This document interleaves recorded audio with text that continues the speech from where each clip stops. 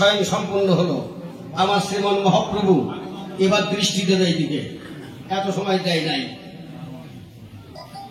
আপনারা প্রত্যেকদিন মা, আপনাদের বলি, আপনাদের ঘরের ছেলেপুলে যারা স্কুল কলেজে যায়, অনেক বই তো পড়ে না, 5-7 খান 10 খান বই পড়তে হয়। মা, প্রত্যেকদিন বাড়ির সন্তানকে একটা করে গীতার শ্লোক পড়াবেন।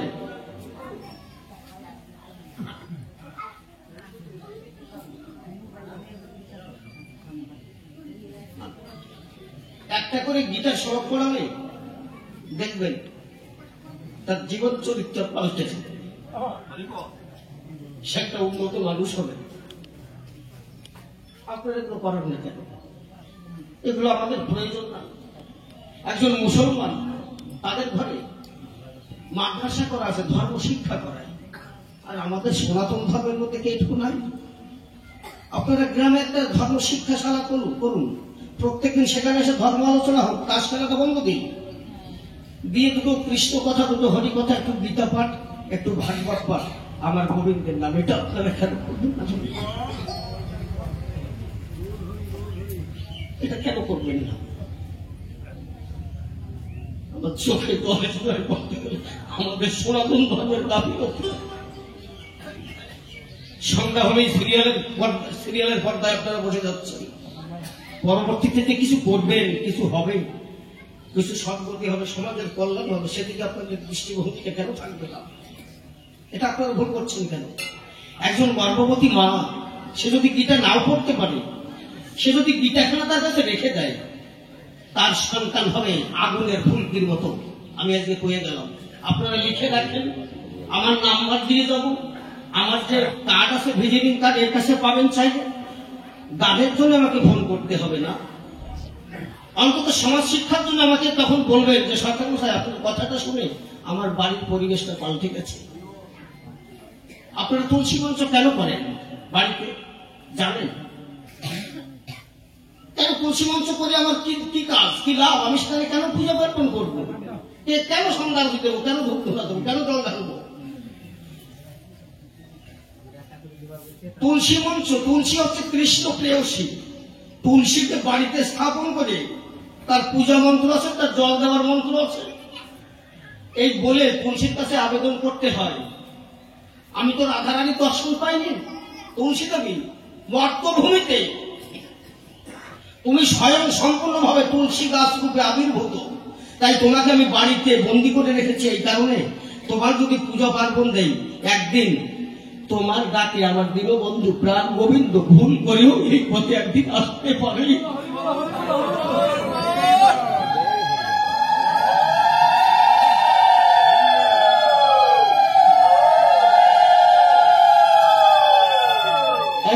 আমার রুমালটা একটু দিয়ে দেন, আমার রুমালটা আমাকে ভুল হয়ে গেছে। কৃষ্ণ প্রেয়সী তুলসী, আমার বাড়িতে আপনাদের বৌমা আছে, বৌমারে যদি কেউ নিয়ে যায়, 2 দিন রাখার কথা বলে যদি 5 দিন রাখে, দেখবেন অন্ধকারে হেরিকেন ধরাই নিয়ে আমার খুঁজতে যেতে হবে যে আমার প্রেয়সী কোথায় গেল, আমার দীনবন্ধু কেমন। রাধা না ভুতিলে কৃষ্ণ পাওয়া যায় না, কৃষ্ণ প্রেয়সী না ভুতিলে আমার গোবিন্দ আসে না। এই জন্য আমরা তুলসীর ভজন সাধন করি। তাহলে তার মুখনিসৃত বাণী আমাদের গীতা, সনাতন ধর্মের সার বস্তু। সারা বিশ্বের মধ্যে যেটা নিয়ে আলোচনা হচ্ছে, যেটা রিসার্চ করা হচ্ছে, যেটা সমালোচনা করা হচ্ছে, এই বৈজ্ঞানিক প্রযুক্তি যাহা কিছু দেখছেন মহাভারত গীতা থেকে নিয়ে, তবে এত কিছু সৃষ্টি হয়েছে, সেই জিনিসটা আপনারা একটু বোঝার চেষ্টা করুন। হাত জোর করে আপনাদের কাছে প্রার্থনা করছি, দেখবেন জীবনের উন্নতি হবে। টিভির পর্দায় যাইয়ে সিরিয়াল দেখলি পোয়াতি মারা, যদি সন্তান সন্ততি হয় সেটা বাজুর ভাষা হবে, সেটা ভাগবতী পারে না। আর যদি কৃষ্ণ কথা শ্রবণ করেন, দেখবেন সেটা ডক্টর হেড হবে। এই যে আপনারা দেখছেন নরেন্দ্র মোদী, মমতা ব্যানার্জি, তারপরে জ্যোতি বসু, বুদ্ধদেব ভট্টাচার্য, বড় বড় মানুষ যারা দেখছেন না, বড় রাজনৈতিকবিদ, বড় বড় জায়গায় গেছে, এদের মাতৃ সাধনা ছিল, এদের মায়েদের সাধনা ছিল, মায়ের সাধনা করে ওরাও তো বড় জায়গায় গেছে, 10-এর 1টা হয়েছে। আপনাদের ঘরে কেন হবে না? আপনারা সাধনা করুন, কেন করবেন না? এত পয়সা লাগে না, হাটে থেকে বেগুন কিনতে 40 টাকা লাগবে 1 কিলো বেগুন কিনতে, কিন্তু এই সাধনার জন্য কোনো পয়সা লাগে না, শুধু মন আর দুটো চোখের জল। এইটুকু একটু এটা আপনারা কেন করবেন না? এই আনসি আমার এই পকেটে আছে।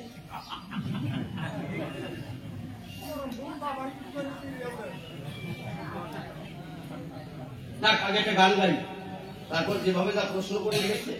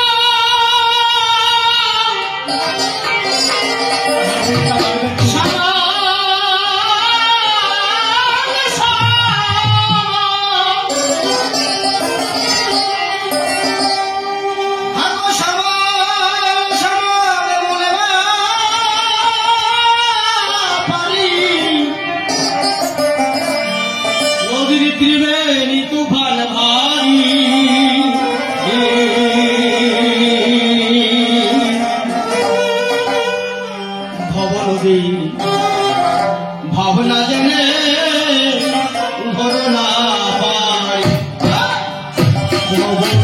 ভাবনা জেনে ধরনা পাই, ভাবনা জেনে ধরনা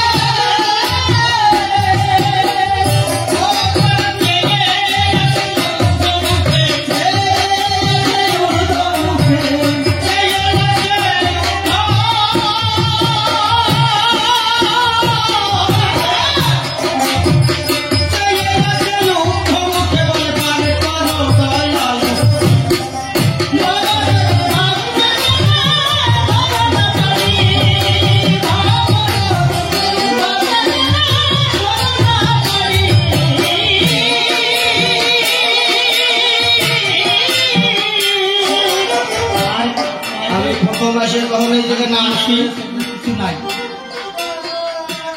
নামের জায়গা সন্তান দাদা।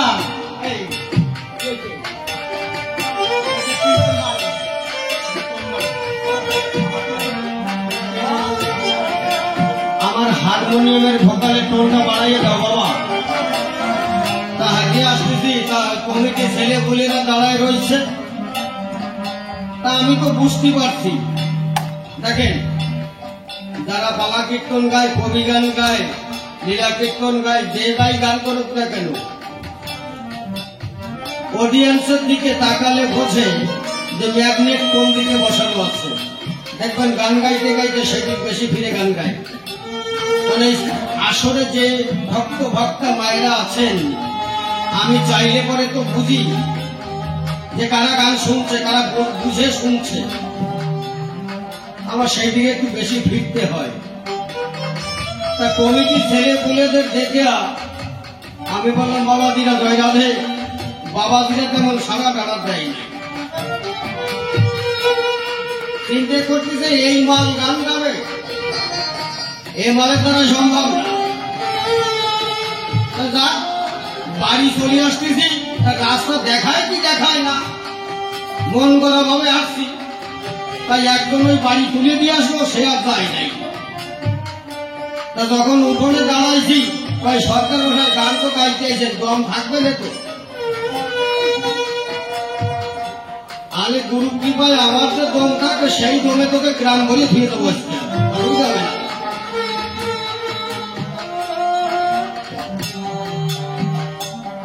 অমূল্য সরকারের বাড়ি একদিনকে গান গাইতে এসেছিলাম। আমার গুরুদেব, আগে যে গুরুদেব ছিলেন আমার অসীম সরকার মহাশয়, পরে আমি শিশির বাবুর কাছে এসেছি। আমি 12-14 বছর শিশির বাবু আমার গুরুদেব। তো অসীম বাবুকে নিয়ে যখন ব্যক্তিগত হতে এসেছিলাম, অসীম বাবু 2.5 ঘন্টা গান করে গেছে, 2.5-3 ঘন্টা। তা আসরে কইয়ে গেল কি, যে আমার একটা ছেলে আসবে দানি লঙ্কা, আপনারা একটু গান শুনবেন। তা 2.5 ঘন্টা লোক বসেছিল, আমি গান গাইছিলাম, আমিও 2.5 ঘন্টা সময় দিছি। তা ফের বাবু এসে বলে, এ তো ভাবতে বেটা, অসীম সরকারের পরে 2.5 ঘন্টা আসর ধরে রাখা তো চারটেখানি কথা না। তাই সবার বেটার দম আছে। তা আমার গুরুদেব যখন কইয়ে গেছে সবার বেটার দম আছে, তা দম আমার থাকতে থাকেন।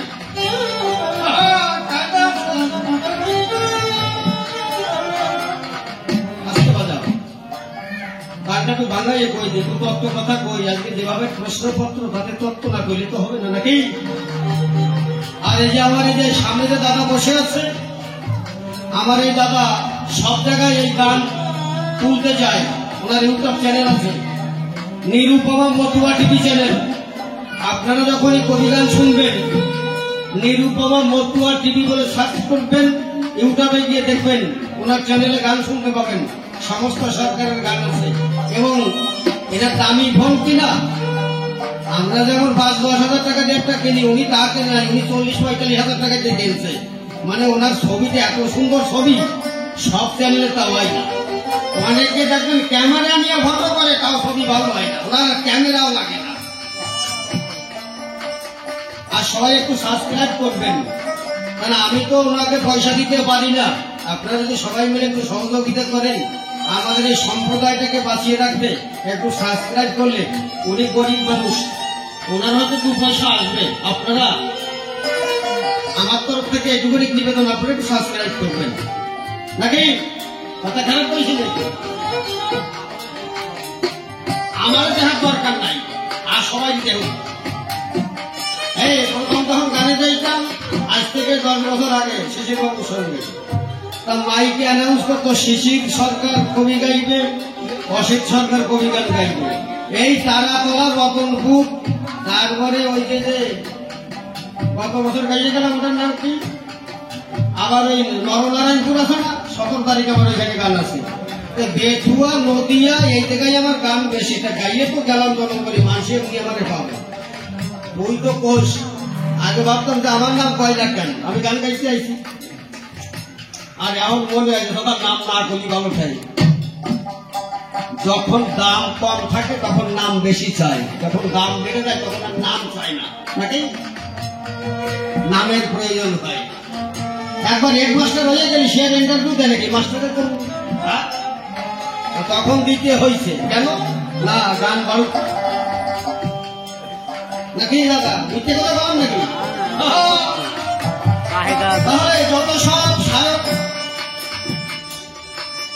সেই নদীর তরঙ্গ দেখে কত যোগী ঋষি ভাবছে বসে তরুণ কিনারায় থেকে, তারা চেয়ে আছে ঊর্ধ্বমুখে, বলে পার করো দয়াল হরি, অব নদীর ভাব না জেনে করোনা পারি। বাবা কোন নদী? ভব নদীটা কোথায়? কিছু কথা বলি, একটা কথা বলি আমি। সবার সদন বসে বসে 3.5 কোটি নারী বেলা দেহের গঠন সে কথাটি সবাই সবাই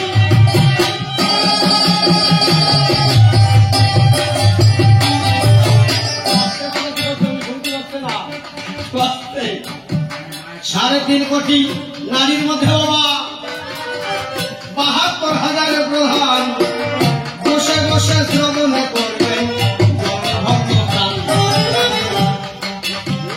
এই 72,000 নারী আছে মিথ্যা বলি নাই গুনে গুনে 700 পেলাম বলি সমান 3.5 কোটি হতে 700 প্রধান যে হয়েছে এই কথাটি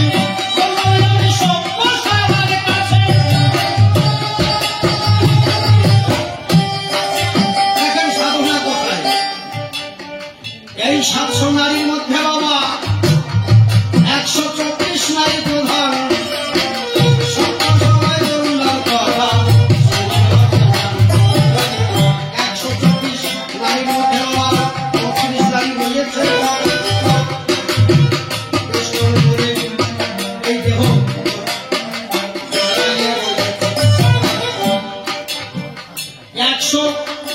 124 হতে বাবা 32 প্রধান হলো তাহার মধ্যে 28 নারী 29 নারী বাদ পড়িয়া গেল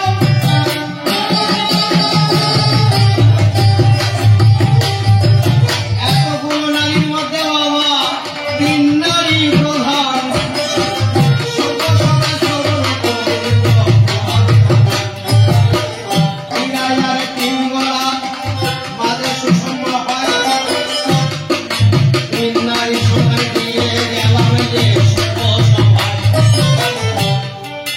তিনটে নারী প্রধান বাঁ ধারে ইরা ডান ধারে পিঙ্গলা মাঝখানে সুষম্মা এই 3 নারীর কাজ আছে কাজটি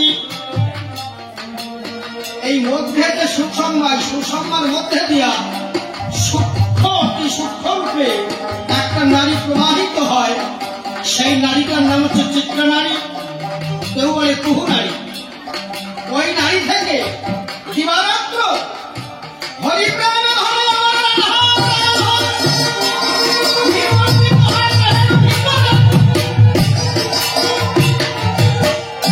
যদি এই রাধা প্রেমে ধরে দেখে না যায় এই দেহ অচল হয়ে যাবে আর চলবে না পদপ্রদ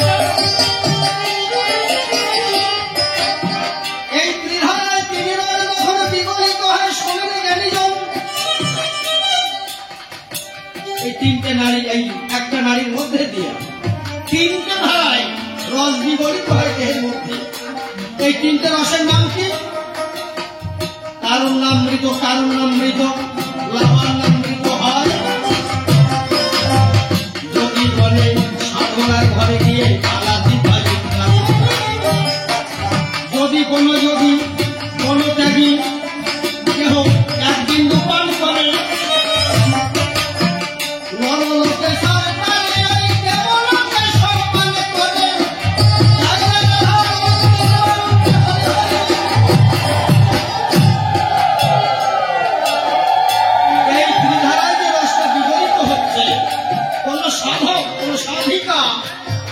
যদি আলাদি ভাই উল্টাইয়া যদি 1 বিন্দু পান করতে পারে এই নরলোক সাধ তার দেবলোকে মানে এই হচ্ছে সাধনা বৈষ্ণব সাধনা যাকে বলে করে কয়জন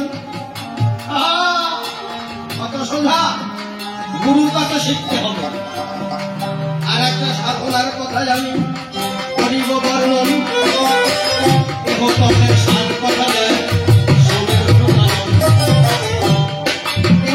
সার কথা কি আমাদের দেহের মধ্যে কয়টা চন্দ্র আছে বাবা 24.5 চন্দ্র তাই না আর অর্ধচন্দ্র থাকে কপালে আচ্ছা ওই কটা চন্দ্র কি দেহের সব তাহলে অনেকে হাত দেখে পায় শালা তোর চন্দ্র ডাউন আছে তাহলে কি এই যে চন্দ্র 24.5 চন্দ্র এর একটা কমছে নাকি? তাই ডাউট হয় কি করি? ও চন্দ্র চন্দ্র না, পিতৃধনের এই উপরে ধরে বিরাজ করে, সেই কথাটি বললাম আমি সবার। আচ্ছা বাবা, আপনারা তো মালা টেপেন, তুলসী গাছের গোড়ায় জল দেন, গোবিন্দ পুজো দেন, দিন ভরে মন্ত্র পুঁথি খাই, ওতে গোবিন্দ পাওয়া যাবে তো? সারা জীবনে হবে না। এত কাজ করা যদি করতে হয়, এত কাজ যদি আপনাদের করা লাগে, টাকা সময় কই আছে? টাকা সময় মালা জপ করেন না আপনারা? করেন তো?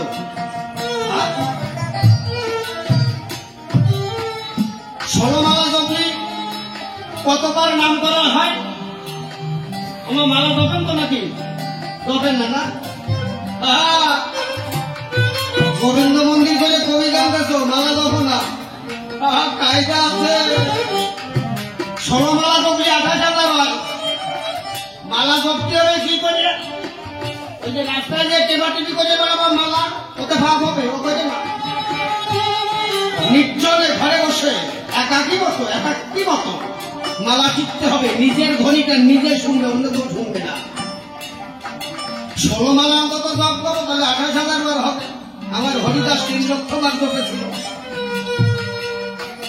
মালা জপারও নিয়ম আছে, তাই এত জপাজপি করতে গেলে কৃষ্ণরে তো পাওয়া যাবে না। সহজ পন্থা একটা কথা কয়ে যায়,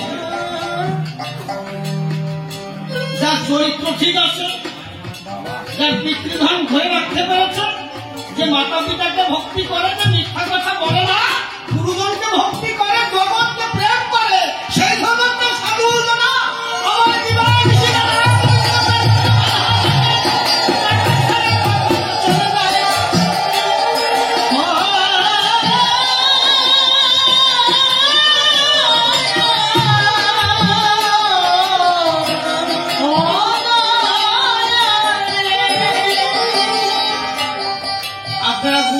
দীক্ষা নিয়েছেন না? তুলসীর মালা তো ফেঁচাইছেন গলায়। এই বাবা ফেঁচান নাই? তাহলে গুরুর কাছে কি শিখবেন? খালি নাম নিয়ে দীক্ষা নিলাম, কৃষ্ণ বীজ নিলাম। কৃষ্ণ বীজ নেওয়ার পরে গুরুর কাছে কি নিতে হয় কোনদিন একটু আতাইয়া দেখছেন? এত আতাইয়া দেখেন নাই কেন? আপনি চন্দ্র ঠিক রাখবেন কি করে? চন্দ্র থাকে কোথায়? এই দ্বিদল পক্ষে দণ্ডের 2 অবস্থান করে চন্দ্র। কৃষ্ণ পক্ষে, শুক্লা পক্ষে এই চন্দ্র থাকে দ্বিদলের ডান ধারে। চন্দ্র কাকে বলে? চন্দ্র যেটাকে বলে পিতৃধন, সেটা হচ্ছে চন্দ্র। চন্দ্র থাকে দ্বিদলের ডান দিকে, শুক্লা পক্ষে। এই শুক্লা পক্ষের তিথি অনুযায়ী এক এক দিন এক এক তিথিতে এই চন্দ্র এক এক ঘরে বিরাজ করে। ওই চন্দ্র পূর্ণ পূর্ণিমা যেদিন হবে, সেই দিন ওই চন্দ্র দ্বিদল চক্রের বাঁ দিকে যাবে। বাঁ দিকে থেকে ওই চন্দ্র তিথি অনুযায়ী এক এক তিথিতে এক এক ঘরে এক এক জায়গায় অবস্থান করবে। এই জায়গাটার কথা আমি বলবো না, এইটা গুরুর কাছে শিখতে হবে। মানুষ পায় না, উঠ ধরে তা গভীর হলো না, পাগল হলো না তাই শুনে। অটল বিহারী পাগল রসরাজ সিন্ধু পানে, তাহলে উঠ ধরে তাকে, তাহলে চন্দ্রের সাধনা জানতে হবে। তাহলে চন্দ্র যখন বাসায় থাকবে পূর্ণ অমাবস্যা দিন, আর 2 দিন পরে বাকি আছে অমাবস্যা নাকি? এই অমাবস্যার দিন এই চন্দ্র বাম পদের বৃদ্ধাঙ্গুলের নিচে অবস্থান করে। তাই কোন দিন কখন কোথায় অবস্থান করছে এই ঠিকানা যদি জানা যায়, তারপরে যদি বাবারা মায়ের কাছে যায়, তাহলে তার পিতৃধন বিনাশ হবে না, আরো দিনে দিনে বাড়বে। এই সাধনা জানতে হবে গিয়ে গুরুরালয়। তাহলে আপনারা চেষ্টা করেন না কেন জানতে? এখন যদি আপনারা কোন সরকার মশাই আপনি কইয়ে যান, আমি তো আপনাকে গুরু না, আসরের গুরু, আমি তো কইতে পারবো না, এটা রাধারানীর নিষেধ। এই সাধারণ কথা বলা যায় না। এই চন্দ্রের সাধনা একমাত্র গুরুর কাছ থেকে জানতে হবে। এই গুরুর কাছ থেকে এই চন্দ্রের সাধনা যে জন্যে জেনেছে, নিত্য নিত্য মরণকার এই দুনিয়ায় হয় না, তার দেহ পরিটা ঠিকভাবে চলে। এই সাধনা জানার জন্য, এই পন্থা শেখার জন্য গুরু ধরতে হয়। খালি দীক্ষা নিলাম, কৃষ্ণবীর নিয়ে 3 পিস মালা টানিয়ে দিলাম, আমার গুরু আছে অমর গুরু, এরা সাধনা অত সহজ না। আমি যদি এই জায়গার ঠিকানা না জানতে পারতাম, আমি আসতে পারতাম, তাহলে এই জায়গার ঠিকানা জানতে হয়েছে। তাহলে গুরুর কাছ থেকে আপনার এই দেহের ঠিকানা জানবেন না। 18 তত্ত্ব, কখন কোথায় চন্দ্র, কোথায় কখন কোথায় বিরাজ করে, এটা জানতে হবে গুরুর ধারে। এটা গুরুর ধারে সন্ধানে জানতে পারে, সেই মানুষ কখনো বলে না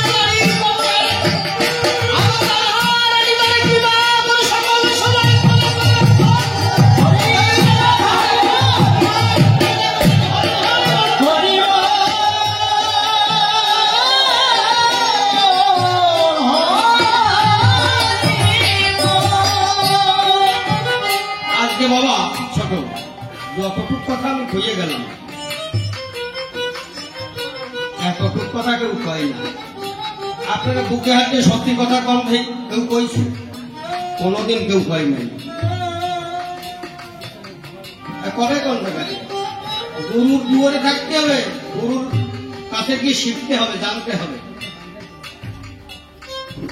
আপনাদের এখানে মতুয়া আছে? হ্যাঁ, মতুয়া কেন?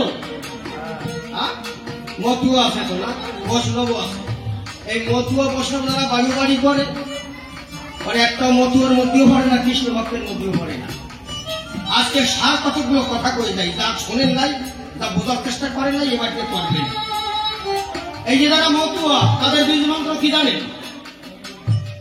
কৃষ্ণ ভক্তের বীজ মন্ত্র ওং ক্লীং কৃষ্ণায় নমঃ। নাদ বিন্দু প্রকার ভেদে নাদ বিন্দু একত্রিত, সে নাদ বিন্দু সাধনা করে। আর মতুয়ার বীজ মন্ত্র ওং ক্লীং রাধা বল্লভায় নমঃ। নাদ বিন্দু প্রকার ভেদ নাই, শুধু নাদ আছে, তার বিন্দু নাই। কেন বিন্দু নাই? মতুয়া ধর্ম হচ্ছে সংসার সাধনার জিনিস, আর বৈষ্ণব ধর্ম হচ্ছে ত্যাগাশ্রান্ত আনন্দয়ারাম, ত্যাগ ধর্ম বৈষ্ণব ধর্ম। ওই জন্য নাদ বিন্দু দুটো বৈষ্ণবের মধ্যে আছে, আর মতুয়ার মধ্যে খালি নাদ আছে, বিন্দু নাই।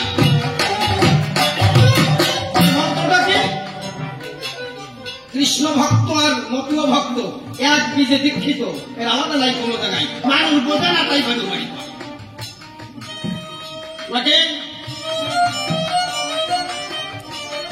আমি তো মতুয়া মানুষ, আমার গলার কথায় আসার বেলা আছে। আমার গুরুদেব শিশির সরকার। আমি বাবা কৃষ্ণ নাম বুঝি না, গোবিন্দরে চিনি না, আমি গীতা পড়তে পারি না, গীতা বুঝি না, গীতার মাহিত্য আমি জানি না। তবে একটা কথা কি জানেন, আমার গোবিন্দের মুখ নিঃসৃত বাণী গীতা, আমার প্রভুর বাণী, আমার বিশ্ব মালিকের বাণী, আমার গীতা।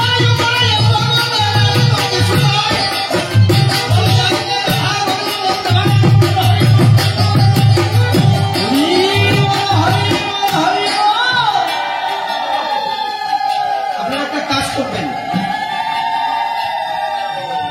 আপনার বোঝার দরকার নাই, আপনার জানার দরকার নাই, আপনি পড়তে পারেন না, পড়ার দরকার নাই। এরকম একটা ছোট্ট গীতা হাটে বাজারে রনে বনে যেখানে আপনারা যাবেন, একটা গীতা পকেটে রাখবেন, দেখবেন আপনার সার্বিক মঙ্গল হবে। আমি বাবা গীতা পড়তেও জানি না, আমি গীতা বুঝি, তবে এটা জানি আমার প্রভুর বাণী, এটা মিথ্যা না। তা আমার প্রভুর মুখনিসৃত বাণী যদি আমার কাছে থাকে,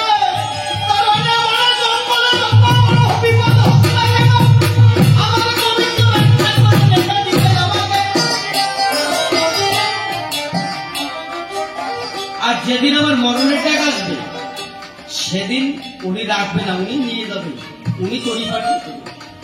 আপনারা এই জগতে এসেছেন, এই জগৎ মিথ্যা, সব মিথ্যা হলেও একটা কথা মিথ্যা না বাবা। আপনারা যে এসেছেন না, মরণ সার্টিফিকেটটা ওটা 6-7 করে বগলদাবা করে নিয়ে এই দেশে আসবে। আমার বাড়ির পাশে তো কত মানুষ মরে যায়, কত মানুষকে শ্মশানে নিয়ে যায়। একদিন কি আমি ভেবে দেখেছি একদিন সবাইকে ছেড়ে এইভাবে আমার একদিন চলে যেতে হবে, অসার হয়ে যাব, আমার দেহে কোনো চলন শক্তি থাকবে না, বলার শক্তি থাকবে না, খাওয়ার শক্তি থাকবে না, এই হৃদয় বৃন্দাবনের আর আসে বাঁধবে না। ভেবে দেখেন, একটু মনে মনে ভাবে আমি মরে গেছি, আমারও যে মৃত্যু হবে, আমি মৃত্যুর মুখে নিপাতিত হব দিনে। সবাই একবার যদি ভাবে, সে মানুষ জীবনে অন্যায় করতে পারে না, সে মানুষ কারো ফাঁকি দিতে পারে না, সে মানুষ মিথ্যা কথা বলতে জানে না, সে হয় পরম সাধু পরম সন্ন্যাসী, সে হয় আমার গোবিন্দের সেবক, আমার রাধারানীর সেবক।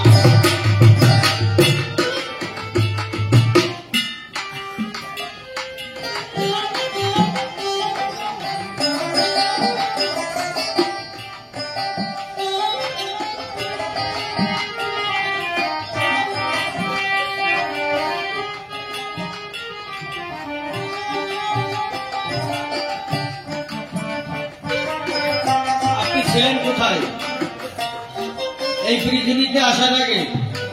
আপনি তো এই পৃথিবীতে ছিলেন না, ছিলেন বাবা? আলাদা পৃথিবীতে ছিলেন। কোথায়? আলাদা একটা পৃথিবী আছে জানেন, সেই পৃথিবীতে আপনি ছিলেন। আমার বাবার এই মস্তক মন্ডল একটা পৃথিবী, এই পৃথিবীর মধ্যে আমি ছিলাম। আমার গোবিন্দের ডাকে, তার গোপন ইশারায় এই ঘর ছেড়ে আমি এই মর্তভূমে এসেছিলাম। কোন দিন, কখন? যেদিন গোবিন্দ ইশারা দিয়েছিল, হে মানুষ, তোর আজকে প্রয়োজন, তুই আজকে মর্তভূমিতে আয়। তা যখন আমার এই পৃথিবী থেকে যখন আমি এই পৃথিবীতে এলাম, আমার মা গিয়ে আমার বাবাকে ভালোবেসে পাশে বসে সোহাগ করেছিল। আমার বাবা যখন আমার মাকে আলিঙ্গন দিয়েছিল, আমার বাবার এই মস্তক পৃথিবী, এই সহস্র থেকে সেদিন আমার হয়েছিল নিম্ন গতি। সেই নিম্ন গতিতে আমি মায়ের যখনে এসে 10 মাস 10 দিন পরে একটা মানুষ রূপে দণ্ডায়মান হয়েছে। এই হচ্ছে দুর্লভ মানব জন্ম। দুর্লভ মানব জন্মটা কেন বলি আমরা? আমার মাতার পিতা যেদিনকে তারা সে দমন ক্রিয়া করেছিল, আমার পিতার এই পৃথিবী থেকে যখন নিম্নগতি হয়ে আমার মায়ের গর্ভধারে আমি গিয়েছিলাম, এক বিন্দুতে 17,799টা কীট থাকে এক এক বিন্দুতে। তাহলে কত বিন্দু নিপাতিত হয়েছিল? লক্ষ লক্ষ কোটি কোটি কীট তাহার মধ্যে আছে। এই কীটের সঙ্গে যুক্ত হয়েছিল।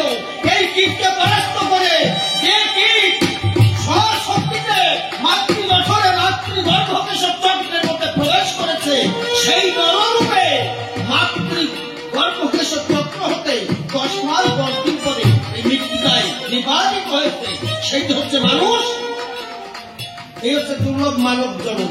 তখন তো আপনার হাত ছিল না, চোখ ছিল না, পা ছিল না, মাথা ছিল না, মুখ ছিল না, কিছুই আপনার ছিল না, একটা কণা মাত্র। তাও আপনি যুদ্ধে জিতেছিলেন। আজকে গোবিন্দের নাম করতে সেই যুদ্ধে আপনি পরাস্ত হবেন কেন?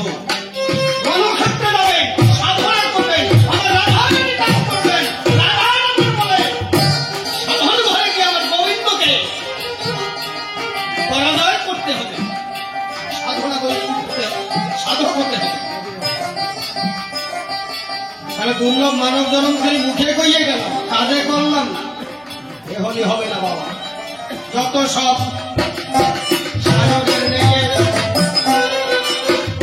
নদীর ভাবনা জেনে বাদামে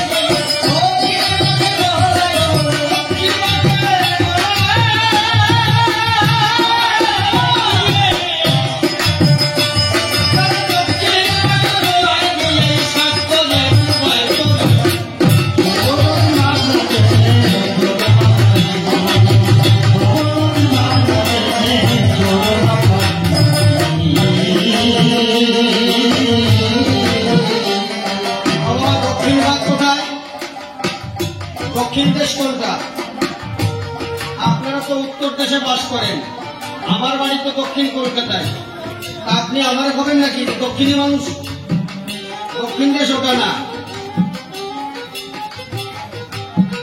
আপনারা ভারতের ম্যাপ দেখেছেন বাবা? দেখেছেন তো? তাহলে ভারতের ম্যাপের দিক নির্ণয় করা আছে। ভারতের ম্যাপটা টান করে ধরবেন, উপর দিক উত্তর, নিম্ন ভাগটা দক্ষিণ। ভারতের ম্যাপ দ্বারা আমার দেহতমিতে দলিত করি না। তাহলে আমার নাভিপথের নিম্ন ভাগটা দক্ষিণ, নাভিপথের উপরি ভাগটা মধুর বৃন্দাবন ধাম উত্তর রাজ্য। এই উত্তর বৃন্দাবন ধামে আজও বাঁশি বাজে, কেউ শোনে কেউ শোনে না, নাকি বাঁশি বাজে তো? হ্যাঁ, শুনতে পান? আমি আসলে জায়গায় শুনতে পাচ্ছি বাঁশি বাজে। বাঁশি আপনারা শুনবেন। বৃন্দাবন থেকে এসে আপনার হৃদয়ের মন্দিরে, হৃদয় বৃন্দাবনে শ্যাম বাঁশি বাজায়। এই যে আপনি শ্বাস প্রশ্বাস নিচ্ছেন, 21,620 বার সারাদিনে রাত্রে, এটা বাঁশরি, এক কৃষ্ণের বাঁশরি বাজে। 21,620 বার বাজায় যত হাসির খবর শুনতে হলে গুরুর কাছে যাবে। হাসির খবর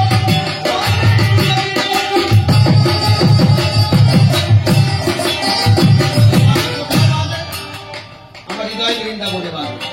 তাহলে এই বাঁশরি গুরু যেদিন থেকে বাজনা শুরু করে দিল, আপনি যদি দক্ষিণ দুয়ারে যান, যাইয়ে যদি ওই কাজ করেন, আপনি থাকবেন তো?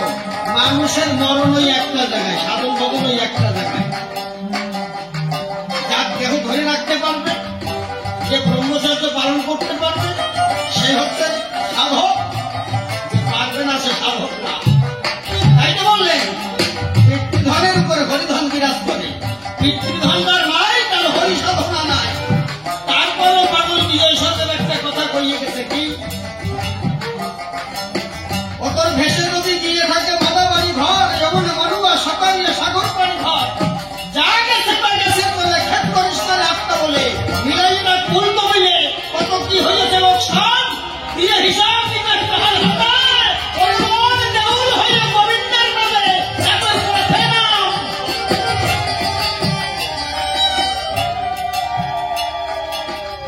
পথে নামেন, কাল হবে। সারাদিন ভোট হয়, কথা থেকে 4টে অব্দি ভোট হবে, তাই না বাবা? ভোটের সময় ওই কি ভিটাইটিং অফিসার না কি কয়, উনি একটা কুপন লিখে দেয়, ছোট ছোট বাবা, বড় দিয়ে ছোট একটা কুপন লিখে দেয়, ছোট ছোট কুপন লিখে দেয়। ওই কুপন সবাই দিয়ে দেওয়া হয়। ওই কুপন হাতে করে যদি কেউ যেটা দাঁড়ায় লাইনে, রাত 10টা বাজে গেলেও ভোট তার নেওয়া লাগে।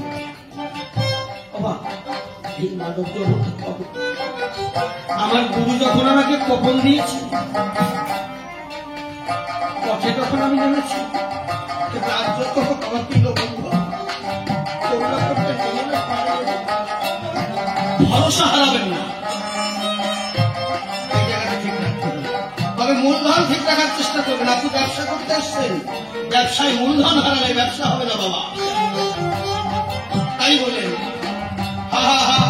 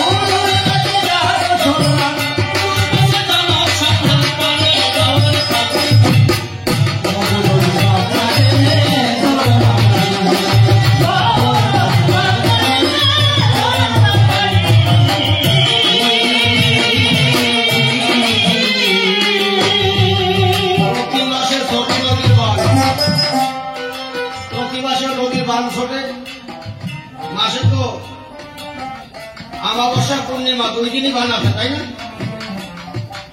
দেখেন একটা কথা শোনেন, পরিবেশ সুস্থ রাখার জন্য আমাদের কতগুলো স্বরলিপি শিখতে হবে। এগুলো মা বাবা গুরু গোসাই যারা তাদেরকে বলে দেওয়া উচিত।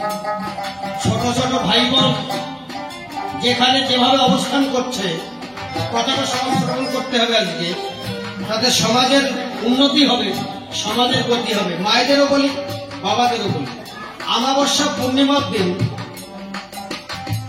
আপনারা কেউ মায়েদের কাছে যাবেন না, আর কোনো মায়েরা বাবাদের কাছে যাবেন না। এই 2 দিন অন্তত মেনে চলেন, দেখবেন ভালো থাকবেন। মানুষ তাড়াতাড়ি বুড়ো হয় কেন জানেন? মানুষ তাড়াতাড়ি বুড়ো হয় অমাবস্যা পূর্ণিমা একাদশী দ্বারা না মানে, গুরু দিবস দ্বারা না মানে।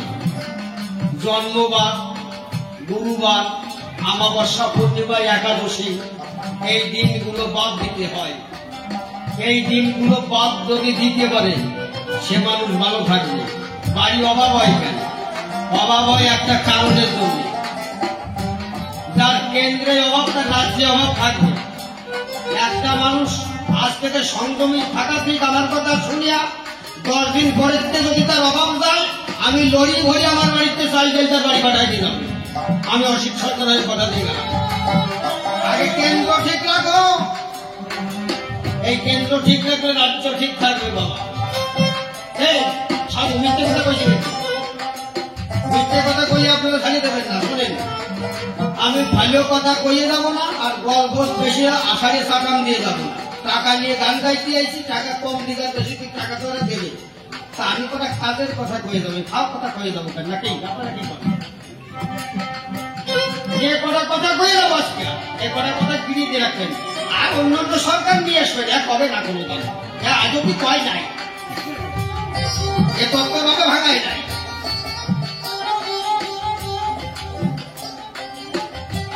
তাহলে এই কদিন আপনারা মানিয়ে চলবেন তো নাকি?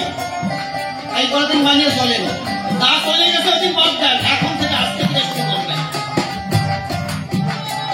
আজকে মানিয়ে চলেন। এখন তার বাড়ি আর অভাব অভিযোগ থাকবে না। মা লক্ষ্মী বসতি নেবে সেই বাড়িতে, পচা গৃহ পায় না, দিন নাই খেল নাই, গৃহ পচাইয়ে ফেললাম। দ্বারস্থ প্রশস্ত ধর্ম, দ্বারস্থ ধর্ম পায় না, দ্বারস্থ পাইজন।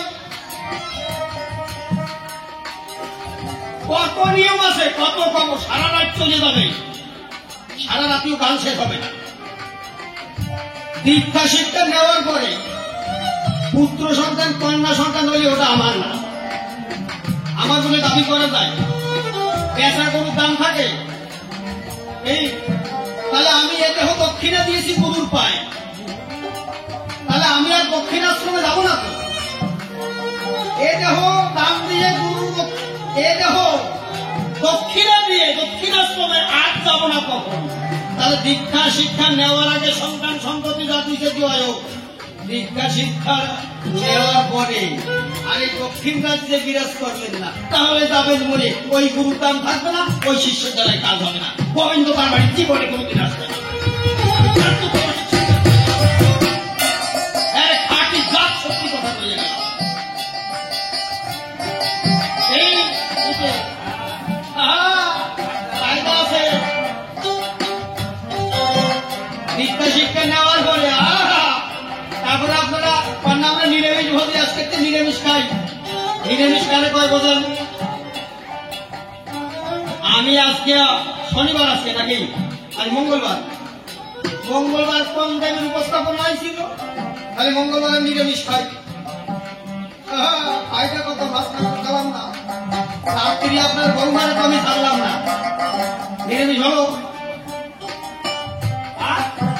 কাংসা করে মাছ ধরে খেলাম, নিরামিষ হলে পাই না।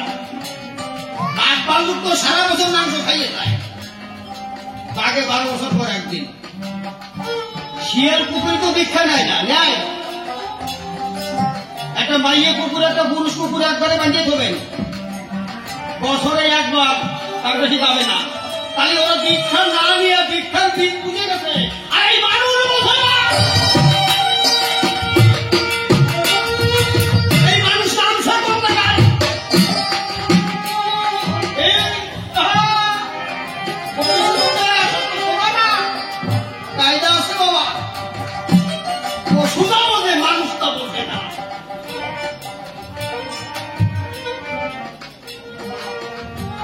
কি উঠে আড়াতেছেন কেন? কি ব্যাপার? তাহলে এই জায়গায় আসেন, আমার ঘরে আসেন। এই ওই বক্সের সামনে একটু কমাই দে বাবা। না, যদি আমার কথা খারাপ হয় তাহলে চলে যাবেন, আর যদি ভালো কথা হয় একজনও যাবেন না। আর যদি কথা ভালোর পরে যদি কেউ চলে যান, আজকে লক্ষ্মী ছাড়া অভিশাপ দিয়ে যাবো। আর আমার অভিশাপ, সে অভিশাপ ফলবেই ফলবে, ও ব্যর্থ হবে না। আমি আজকে সবাই করি না, আমি কবি গান গাইতে এসেছি, আমি ফালতুমি করতে আসি নাই। তার জন্য এত কথা বলে যাচ্ছি, ওখানে বন্ধ করে দেবো বাবা। যদি কবি গান শেষ না করিয়া কেউ বাড়ি চলে যান, মায়েকেও কই, তাহলে অভিশাপ আমি দিয়েই যাই। আসছি আগে দিয়ে নাই, গোল দিয়ে যাই। একটা ফল হবে বোমা, আর একটা মাইও হবে বোমা, শুনে রাখে যাচ্ছি।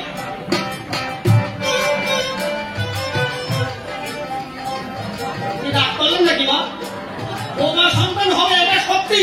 গেলিও হবে না গেলিও, আর আপনারা মানে কি করবেন জানেন কিনা? বিবেক নামে পুত্র হবে, সবাই নামে কন্যা, সবাই আগে বলে গেলাম। তাহলে ভক্তি কন্যা কথা কইতে পারে না, বিবেক মুখে মুখে বলো, ভাষা দেখাতে না।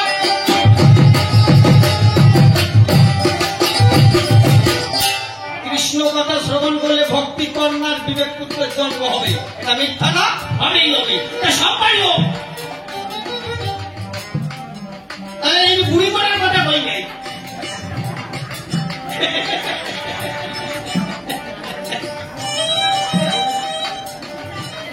কৃষ্ণ প্রেমের প্রেমিক তারা, তাকে ভক্তি কন্যা আর বিবেক পুত্র হোক প্রত্যেক ঘরে। তাহলে সংসার কৃষ্ণময় সংসার হবে, আমার গোবিন্দময় সংসার হবে।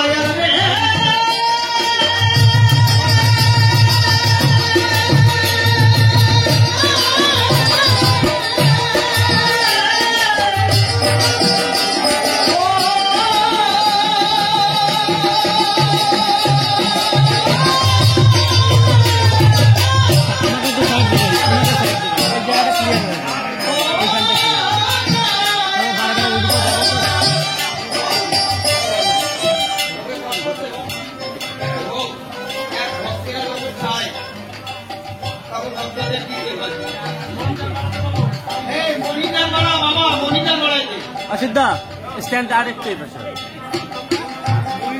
বাস বাস বাস কথা কই গাছ তো খাইতে হবে তাই কথা আমি বুঝি আছি এরা আমার সামনে না ছেলে বলে না ঠিকই কইছে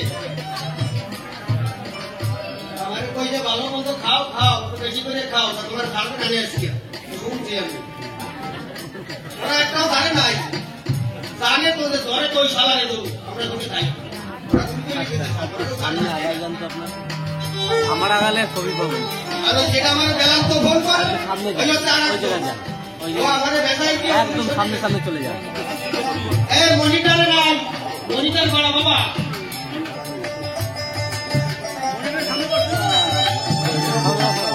ফোন করে গেলে কি হয় কথা একটা কথা বলি ওই সামনে সামনে যান ওই সামনে যান আপনাদের সামনে সেই একমাত্র যেতে পারে আমার গোবিন্দের বাজারে টাকা হবে ভাই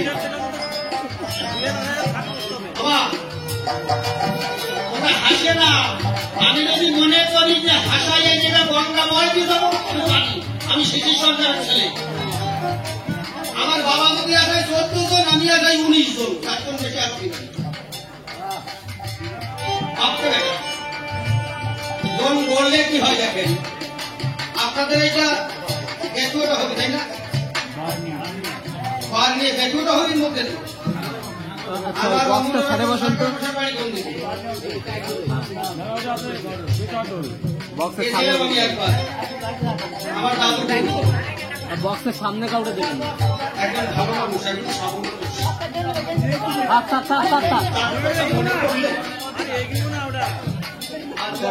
এর সামনে বসবেন না আজ 3 বছর আগে 3 বছর না 4 বছর আগে কাকনাপুরে অসীম বাবুরি নিয়ে গান গাইতে গেছে আমাদের অন্য জায়গায় গান বাবার আর আমার শিশু তা আমি গেছি দেখতে আসতে পারবো অমূল্য দাদু আইসে একটু দেখা করে আসি তো দেখি যে রেস্ট রুমে নাই উনি দাঁড়িয়ে ফেলতে গেছে তাই একবার ভেলা নিয়ে ওই যাবে যে করছি আমরা ঠিক চাইছি আমার কয় শালা কি কবি কয় দাদু রে এই 97 বছর বয়স এখনো পর্যন্ত কৃপায় গান গাই যদি আমি থাকি 120 বছর যদি থাকি আমি গান গাবো কিন্তু সারা লক্ষ্মী ছাড়া করবো না আর আপনার একটা নিয়ে গেল আর ভুলে গেল এমন রকম তত্ত্ববেত্তা মানুষ আজকে তার মতো মানুষের সঙ্গে সঙ্গ দিয়েছিলাম ঘুরেছিলাম আর একটু সামনে তাই এই কথাগুলো আপনাদের বলতে পারলাম বাহ বাহ একদম এই তত্ত্ব কথা সবাই জানে না সবাই বলে না যদি মহাজনের সঙ্গ কেউ নেয় একমাত্র সে বলতে পারে আপনারা বুকে হাতে বলুন তো আমি ব্যবসা বাড়াবার জন্য বলছি না গান বাড়াবার জন্য বলছি না আজকে যে কটা কথা কইয়ে গেলাম এ কোনোদিন এই আসলে কোন সরকার বলছে সত্যি কথা বলেন আমি চোখ দিয়ে বলতে কয় নাই বলবে না ছেলে পুলেরা আমার শরীর দেখে আমার বর্ষা হয় নাই কই শালা কি চালাই এই যে ছোটখাটো মানুষও বৈষ্ণব সাহিত্যের উপরে এমএ করি ডক্টরেট করিয়া তারা প্রফেসরি করে এটা বোঝে যায় বৈষ্ণব সাহিত্যের উপরে এমএ করতে হয় বৈষ্ণব সাহিত্য অত সোজা না আমি তো এমএ করি নাই আমি গোবিন্দের ক্লাসের এমএ করা মানুষ জাগতিক জগতের এমএ আমার দরকার না তোরা বলি মারা যাইয়া রান্না খাইয়ে নি নাকি একবার কথা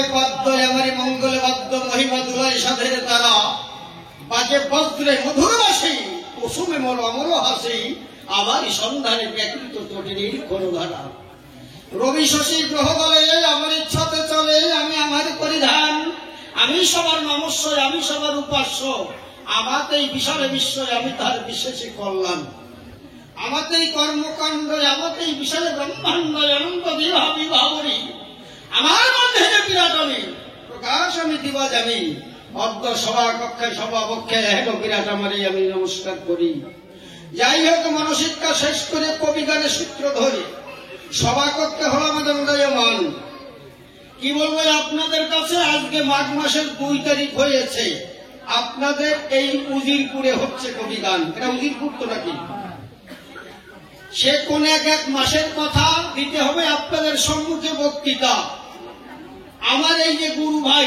সে ডাক দিয়ে বলে আমার স্থলে দাদা কি বলবো তোমার একটা কথা বলতে হবে আমার কথাটা একটু শোনা চাই এনার নাম রবি ইনি আমাদের সঙ্গেও ফেরেন উনি একজন ভালো কবি মিথ্যা কথা নয় তবে কপাল দোষে কি বলবো আপনাদের পাশে উনি কয়েকদিন বাড়ি আনিয়ে কবি গাবো কেন তাহলে তোকে দোকারা টেনার কেনা বাজাবে আমি টেনারই বাজাই সবাই একজন বিজ্ঞ মানুষ ভালো শিক্ষিত মানুষ আমারে বলেছে যে দেখ ওইখান থেকে ফোন করবে ওইখানে গানে যেতে হবে ওনার কথার পরে পরে কি বলবো আপনাদের ধারে এইখানে কমিটির ভিতরে একটা ছেলে আমাকে ফোন করে ওই সরকার মশাই আমি বলি কি হয়েছে বলো দেখি আমায় তাই আমার একটা কথা নেবা 2 তারিখে আমাদের উজিরপুরে গান গাইতে হবে তুমি কি পারবা কি বলবো আপনাদের এটাই কথা দেখে আমার ওই দিনে পাই না হয় নাই ফাঁকা আছে আমি ঠিক আছে বাবা পারবো তারপর টাকা কত দেবানে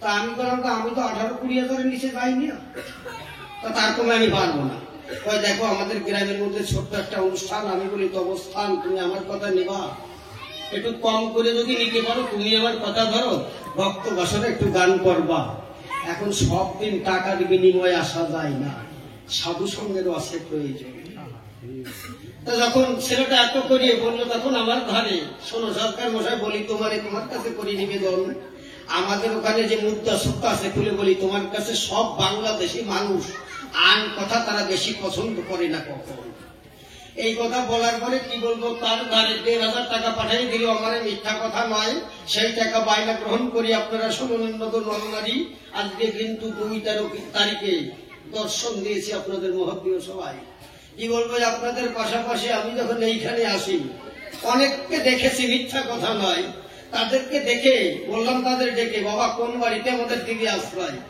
ওরা কল্যাণী করিয়ে পায় ওই দিক যাও ওই বাড়ির দিকে ক্যান্ডেল দিকে আমসা কথা বুঝতে পারি ছেলে তুলে ওই বাড়ি গেলাম কি বলবো আপনাদের সভাধাম তো ওই বাড়িতে মায়েরা আছে কি বলবো আপনাদের কাছে ওরা পর্যাপ্ত পরিমাণে যেভাবে একটা মানুষকে যত্ন করতে হয় ওরা সেটা করেছে বাবা আমি যখন ঘরে গেছি কি বলবো আপনাদের কাছাকাছি আমার দলের সব বসে আছে বলছি আমি তাদের ডাকি শোন এরা খাওয়ার অ্যারেঞ্জমেন্ট যখন ভালো করছে গান একটু ভালো গাইয়ে যাইতেই হবে তারা যদি আমি করে যাই দেখি বড় বড় মাছের টাকা মাছের মাথা কাটিয়ে কুটে সাইজ করে বাজিতে যে কাটে করে রাখছে ভাবি তো আমাকেই দেবে দিছে তো তাইও তো দিছি আমার একটা ধর্ম আছে কি জানেন যদি কোনো জায়গায় গানে দেয় খাওয়া ভালো দেয় আমি গান খারাপ গাই না খাওয়া যদি দিনে মিস দেয় কোন ওই ডলি দিয়ে আসি আমি গান শুনতে ভালো গাই না কারণ আমি তো জাগতিক জগতের মানুষ এখনো প্রশ্ন হতে পারি নাই ওই জন্য মাছটা ছাড়ি নাই ওইটা খাই আর তারপরে খাওয়া একটু পরিবেশ মার্জিত করতে হবে তার তো গায়ে বল থাকবে এই তো খাটো একটুখানি মানুষ ছোট্ট দেবো সাইডাতের মতন তাই এটা ভিত্তিকালি খাইতে হবে না নাকি আপনারা কি করেন হাসলে হবে না এখন যাই হোক মনে করি ধারণা এই সময় এই জায়গায় বেশি সময় বলবো না আনন্দ রসের আছে অনেক সময় মিথ্যা কথা নয় তাহলে মন গড়ি গেলে বলে কি হতে পারে যে সুধী জয় আসলে আমি বলি আপনাদের খাই এই যে শান্তিপুর গ্রাম আছে খুলে বলি আপনাদের কাছে শান্তিপুর গ্রামের কথাই আপনাদের কাছে একটুখানি জানাই তারপরে ভূমিকার মধ্যে গিয়েও জবাব দিতে হবে ভালো প্রশ্ন করছে প্রশ্ন খারাপ করে নাই শান্তিপুর কেমন এই কথাটা একটু শোনেন জ্ঞানীজন আমি বলি আপনাদের ভাই আচ্ছা আপনারা বৃন্দাবনে কেউ গেছেন কই জান নাই তো বেশ সে কম না কেন তাহলে আমার সুবিধাই কইছে। তা বৃন্দাবনে যখন গেছেন, বৃন্দাবন পরিষ্কার না জঙ্গল? পরিষ্কার। এখন তো যাইয়ে দেখতেছেন ঝকঝকে পরিষ্কার মন্দির আছে, সব আছে। একসময় জঙ্গল ছিল, যেটা বাঘ ভাল্লুক ছিল 600 বছর আগে। শ্রীমন মহাপ্রভু রূপ সনাতন যাওয়ার আগে ওই জায়গায় জঙ্গল ছিল, বাঘ ভাল্লুক ছিল। আপনাদের এই শান্তিপুরে কোন এক ভদ্রলোক, তার নাম রামলাল, উনি মনে মনে চিন্তা করেছিল যে আমি বৃন্দাবনে যাব, আমি আর গৃহবাসে থাকবো না। এখন উনি যখন বৃন্দাবনে যাত্রা করেছে, আমি বলি আপনাদের কাছে মিথ্যা কথা নয়, কয়েকদিন হেঁটে কি বলবো আপনাদের নিকটে বৃন্দাবনে পৌঁছায়। বৃন্দাবন যখন পৌঁছালো, আপনারা শোনেন জ্ঞানী তো বলি আপনাদের ঠাই কি বলবো আপনাদের সবার ভিতর জঙ্গল ভরা বৃন্দাবন ধাম, একেবারে অন্ধকার। উনি চারিদিকে ঘুরে বেড়াচ্ছে, বেড়াতে বেড়াতে সন্ধে হয়ে গেছে, দিক দিশার নাই, কোথায় যাবে। এখন এক বৃক্ষের নিচে বসে করেছে ক্রন্দন। বৃক্ষের নিচে বসে তখন ক্রন্দন করে, শোনেন যত নারী আর ঘরে বাঘ ভাল্লুকে তখন তেরায় ওরে ধরে ঘিরে। এই সময় করেছে মরণ, আমি এখন কোথায় যাব, আমার তো হবেই মরণ। যখন গোবিন্দ বলে কাঁদে, কি বলবো আপনাদের সভায় এবে, তখন অদূরে দেখিবারে পায় একটা মন্দির আছে বটে। খুলে বলি আপনাদের নিকটে এক পূজারী পূজা দিয়ে সুন্দর সময় ওই মন্দির থেকে বের হয়ে চলে যায়। ও ছুটে গিয়া পূজারীর পা জড়াই ধরিয়া বলছে, পূজারী ঠাই, পূজারী আমার একটা কথা নেব, আমার একটু থাকার জায়গা দেব, আমি আর বাংলায় ফিরে যাবো না, আমি জন্মের কোথায় বৃন্দাবনে থাকতে চাই। এই কথা শোনার পরে পূজারী বলল তার ধারে, খোকা তোমার নাম কি? বলছে আমার নাম রামলাল, শান্তিপুরে বাড়ি, যেখানে শ্রীমন মহাপ্রভু লীলা করেছিলেন। বাহ, খুব ভালো জায়গার মানুষ। বাবা ঠিক আছে, তুমি থাকবা, তাই এই রাতটা থাকে না, এই রাতটা আমার বাড়িতে গিয়ে থাকো, তুমি আমার কথা রাখো, আমার বাড়িতে চলো। এইখানে থাকলে পরে খুলে বলি, খোকা তোমার ধানে এই বাঘ ভাল্লুককে খেয়ে ফেলবে, বাচ্চার আর কাজে থাকবে না। এই কথা শুনে কি বলবো আপনাদের সবার সংবিধানে ওই রামলাল হেঁটে তখন পূজারীর বাড়িতে গেল। তারপরের দিন যখন সকাল হয়েছে, আমি বলি আপনাদের কাছে ওই পূজারী এসে ওই মন্দিরের বারান্দায় এক সাইড সুন্দর করে শক্ত করে ঘিরে দিল। ওই রামলাল তুমি এইখানে থাকবা, আমি প্রত্যেক দিন 3 বার ভোগ দেই, এই ভোগ তুমি পাবা। আমি সকালে বাল্য ভোগ দেই, দুপুরে অন্ন ভোগ দেই, আর সন্ধ্যার সময় মিষ্টান্নের ভোগ দেই। আমি বেশি করে দিয়ে যাবো যাতে তোমার খেয়ে জীবনযাত্রা থাকতে পারে, এভাবে আমি দিয়ে যাব। আর রামলাল দেখো, বৃন্দাবন ধাম তো জঙ্গলে পরিপূর্ণ আটা। একদিন এই বৃন্দাবন ধামে মানুষকে জায়গা দেওয়া যাবে না, ভক্তদের জায়গা দেওয়া যাবে না, বৃন্দাবন ধামটা তুমি পরিষ্কার করবা, তুমি আমার একটুখানি নিবেদন রেখো। বলছে ঠিক আছে বাবা, কোনো অসুবিধা নেই। বাবা তোমাদের একটু কথা আসতে কইতে হবে, বাবা তোমরা একটু আসতে কথা বলো, তোমাদের কথা আমার কর্মপথে আসলে আমার এই পাতালিত থাকবে না। যাই হোক, আচ্ছা বাবা আপনারা গোবিন্দ সেবায় জানতো, বৈষ্ণব সেবায় যান না? জানতো? খালি হাতে যান না, কিছু নিয়ে যান। এই আমি অসিত সরকার এখন আছে ভূমিকায় যান, খালি হাতে যান নাকি কিছু নিয়ে যান? কি নিয়ে যান? বাতাসা নিয়ে যান। কেন? আপনার ছেলে মেয়ে নিয়ে বাজারে গেলি পারে, বা আপনি বাজারে গেলি, কোনো একটা বাতাসা কিনে খাইছেন? আপনারা খান নাই না? খাইছেন? তো ছাতা নিয়ে যাবেন কেন? গোবিন্দের মন্দির ওই বেশি দেয়, তুমি বুঝে শুনে দেবা না, তো ছাতা মানুষ খায় না। যা আমি কোনোদিন বাজার যাইয়ে কিনে খালাম না, আমার রুচি কি আসে না, তাই গোবিন্দ মন্দিরে গোবিন্দ সেবায় বৈষ্ণব সেবায় নিয়ে যায়। এটা হয় নাকি? এই ফাজিলামির জন্য গোবিন্দ আমাকে ভালো এই বাংলায় আসে না, ওই বৃন্দাবনেই ঠাই সারা বছর। বৃন্দাবনের মানুষই বাতসা দেয় না। আসতেছেন কেন? সত্যি কথা শোনেন, গোবিন্দ মন্দিরে যাবেন, বৈষ্ণব সবাই যাবেন, পারলে একটা 5 টাকা দামের সন্দেশ, সানা সন্দেশ নেবেন। আমার গোবিন্দ ননি চুরি করে খাবো, এত ভালোবাসতো ওই ননি, তো তাই একটু 1 কোনা নিয়ে যান, এত ননি খাবে। বাতসা দিলেই আমার গোবিন্দ নাই হয়ে বেড়াই যায়, ও তা খায় না। শুকনো বাতসা আপনি তা খাবেন না, আমার গোবিন্দ তা খাবে কেন? এটা মনে রাখবেন, গোবিন্দ বাতসার ভোগ না। আগেরকার দিনে সমাজপতির ওই যে পড়ে গেছে, 1 শ্রেণীর লোকরে বাঁচায় রাখার জন্য, ইতিহাস দেখবেন। আমি নিজে খালাম না, গোবিন্দ মন্দিরে যে বৈষ্ণবকে খাওয়াই, বৈষ্ণবকে ওই খাই নাকি? তাকে ভালো দাঁত আছে, তারাই ভাড়া ইয়ে সবাই খাইতে। আর গোবিন্দ আমাদের যাদবপুরে এত বড় বড় 3 তলা 4 তলা 10 তলা 27 তলা 42 তলা ফ্ল্যাট আছে। ওই ফ্ল্যাট কি এই জায়গা আসবে নাকি কত টাকায়?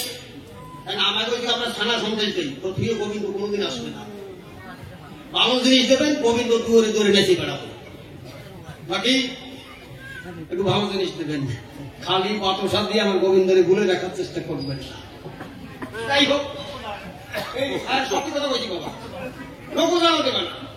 পারলে একটা ফল কিনে দিও, নয় একটু ভালো অন্নভোগ দিও।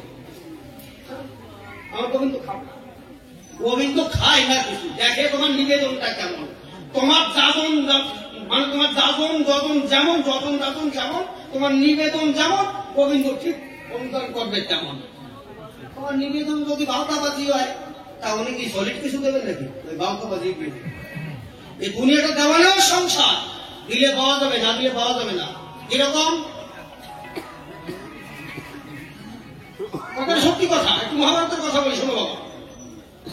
যেদিনকে দুঃশাসনকে দুর্যোধন বলেছিল, দুর্যোধন এই দুঃশাসন দ্রৌপদীকে উলঙ্গ করে এনে আমার ডাঙুর উপরে বসা,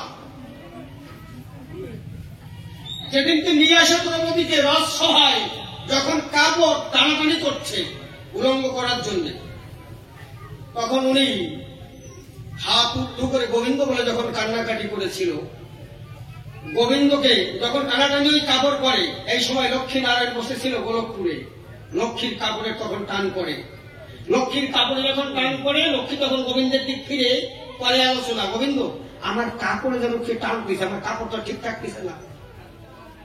গোবিন্দ বলতেছে তাহলে কেউ বিপদে পড়িছে, আমার কোনো ভক্তা দেখে আসি। উনি তখন ওই হস্তিনায় গিয়ে দেখছে দ্রৌপদী বিপদে আছে। তা দ্রৌপদী আত্মসমর্পণ করে যখন ডাকছে, আমার গোবিন্দ ডাক নিচ্ছে, তখন সে দ্রৌপদী তোমাকে কাপড় দিতে পারি। আচ্ছা তোমার কি কোনোদিন কোন জায়গায় কোনো দান ছিল? বলছে না প্রভু, কোনোদিন আমার কোন জায়গায় দান ছিল না। তবে একদিন আমার বান্ধবীকে নিয়ে আমি যমুনায় স্নান করতে গিয়েছিলাম। সেদিন যমুনার জলের টানে কি বলবো গোবিন্দ তব সন্নিধানে আমার ওই বান্ধবীর কাপড়টা খুলে নিয়ে চলে গেছিল। বান্ধবীর আর দ্বিতীয় কাপড় ছিল না। আমি যখন উপরে উঠে কাপড় পরেছি, কি বলবো তোমার কাছাকাছি, এই সময় আমার বান্ধবী করেছে ক্রন্দন, বলে দ্রৌপদী তুই আমার কথা নিবি, আমার একটা কাপড় দে না, নয়তো আমি তো প্রাণে বাঁচবো না, তুই আমার একটা কাপড় দিবি। সে বলে আমি একটা কাপড় এনেছি, কি বলবো তোর কাছাকাছি, এই কাপড় থেকে তো কাপড় দেওয়া যায় না। তাহলে আমার এই প্রাণ বিসর্জন দিতে হবে, উলঙ্গ অবস্থায় তো একটা নারী জাতি বাড়ি যেতে পারে না।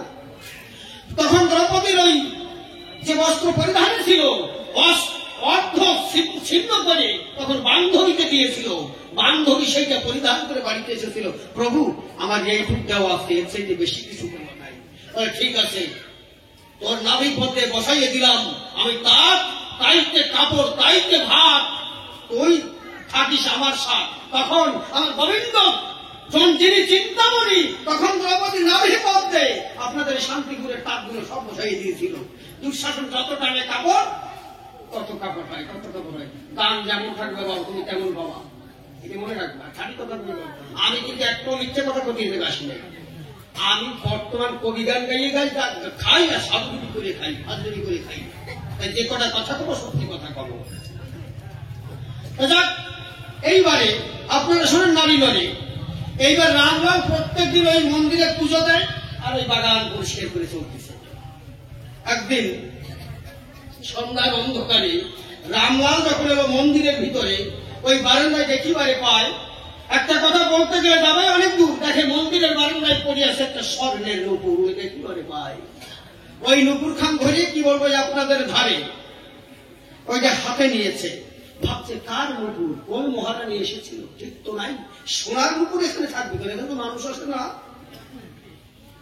উনি নুপুরটা নিয়ে মন্দিরের পিছনে একটা গর্ত করে যখন রাখতে গেছে, কোদাল সাথে ছিল, ওই নুপুরটা কোদালে পরশ লেগে কোদালটা সোনা হয়ে গেছে। আজও বৃন্দাবন ধামে সেই গোপাল মন্দিরে আজও সেই সোনার কোদাল এখনো আছে, মানুষ এখনো দর্শন করে, খোঁজ নিয়ে দেখবেন যে সোনার কোদাল কোন মন্দিরে, সেই কোদালখানা এখনো আছে। উনি চিন্তা করেছে ব্যাপারটা কি, এই সোনার নুপুরের স্পর্শে আমার কোদালখানা সোনা হয়ে গেল। ওনার মনটা যেন কেমন, সেদিন থেকে একটা আনন্দের প্রেম বন্যায় সাঁতার খেলতে আরম্ভ করলো। তারপরের দিন জঙ্গল পরিষ্কার করে যখন আবার সন্ধ্যাবেলা যখন এই মন্দির প্রাঙ্গণে এসে যখন মন্দিরের বারান্দায় উঠে যাচ্ছে, দেখছে এক অপরূপা সুন্দরী এক নারী ওখানে যেন ভূত হয়ে কি খুঁজে বেড়াচ্ছে। রামলাল কোনো কথা না কইয়া পিছনের আস্তে করে দাঁড়ায় রয়েছে। ওই নারী খুঁজে না পেয়ে যখন উঠে দাঁড়িয়েছে, রামলালের দিকে তাকিয়ে বলছে, কি আপনি একজন পুরুষ মানুষ আমার পিছনে দাঁড়িয়ে আছেন? বলছে মা। বলছে আমায় মা বলে ডাকলে? বলে হ্যাঁ মা, আমি পুরুষ মানুষটা তো অসুবিধা নাই, আমি পুরুষ ছিলাম বটে, কি বলবো তোমার নিকটে, এখন আর আমি পুরুষ নাই, এখন প্রকৃতি হয়ে গেছি, বৃন্দাবন ধামে থেকে প্রকৃতি হয়ে গেছে, আপনি আর পুরুষ নাই। ঠিক আছে বাবা, এটা কথা কবা? কি এটা বৃন্দাবন ধাম, বৃন্দাবন ধামে মিথ্যা কথা বলতে নাই, তুমি একটা সত্যি কথা কবা? কি কয় তুমি কি এই জায়গাটা নুপুর পাইছো, এটা সোনার নুপুর? রামলাল বলছে হ্যাঁ মা, আমি পেয়েছি। এবার রামলালের মনে একটা শয়তানি জেগেছে যে আমাকে যে যখন সত্যি কথা বলা হয়েছে, তাহলে আমি একটু ওনার দিয়ে সত্যি কথা কই, ওনার যন্ত্রে ওনারই ধরি। এই সময় রামলাল হাত জোর করে বলছে মা, এটা বৃন্দাবন ধাম তো, এখানে মিথ্যা কথা বলতে নাই মা, তুমি এটা সত্যি কথা কও না। কয় কি? কয় তুমি কে, নুপুরটা কার? রূপসী নারী তখন সমস্যায় পড়ে হাত জোর করে চোখের জল ছেড়ে দিয়ে বলছে রামলাল, আমি কৃষ্ণ প্রেয়সী বৃন্দাবতী। যখন বলেছে রামলালের প্রতি, আচ্ছা বাবা রামলাল কে থাকে? ষষ্ঠাঙ্গে বৃন্দাবতীর পায়ে পড়ে বলছে মা, বহু জন্মের ভাগ্যের ফলে আজকে ঠাই পেয়েছি তব চরণ কমলে, তুমি আমার কথা নেবা, আমার কথায় হাত দেওয়া, জন্মের মতো একটা আশীর্বাদ কৃষ্ণ প্রেম হয়, কৃষ্ণ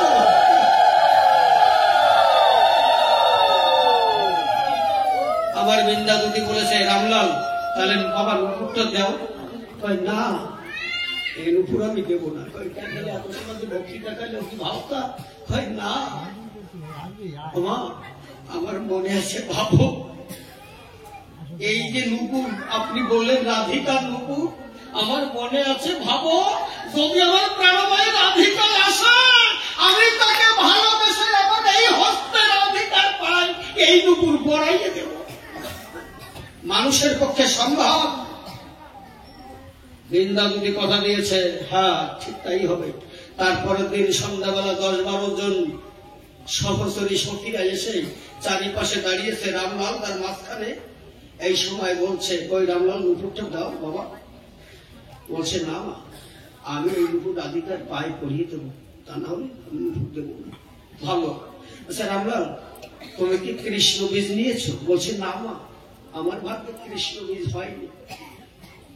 তাহলে তো তুমি রাধিকাকে স্পর্শ করতে পারবে না। বলছে তাহলে রাধিকাকে বলো আমাকে একটু কৃষ্ণ বীজ দিক।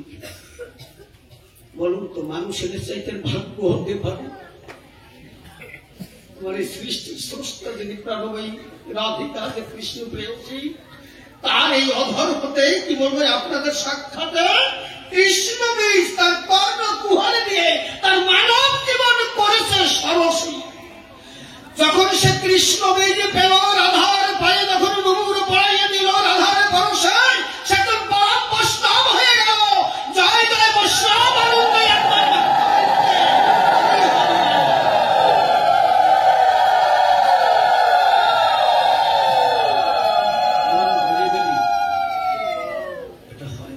আজকে আপনারা সেই বৃন্দাবনে যাচ্ছেন, তাহলে বৃন্দাবন ধামটা আপনাদের জন্য হয়েছে, আপনাদেরই এখানকার মানুষ। যার জন্য বাবা আমি বৃন্দাবন শান্তিপুর নবদ্বীপ নদিয়ার লোক, আমি খুব ভালোবাসি।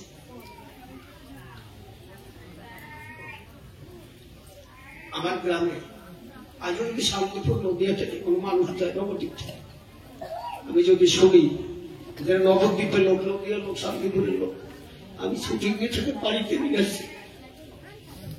আমার প্রভু যেখানে লীলা করেছিল সেই লীলাভূমির মানুষেরা, এই মানুষ খারাপ হতে পারে না, এই মানুষ কখনো খারাপ না। যেখানে খারাপ মানুষ থাকে সেখানে আমার ঠাকুর লীলা করে না। যেমন আপনারা দেখবেন বাংলাদেশ ওরাকান্দি, মানুষ ওখানকার ভালো মানুষ, প্রেমের মানুষ, তাই হরিচাঁদ ঠাকুর ওখানে লীলা করেছিলেন। আপনারা যাবেন ওই পদ্মা নদীর তীরে হিমায়তপুর গ্রাম পাবনায় অনুকূল ঠাকুর সেখানে লীলা করেছিলেন।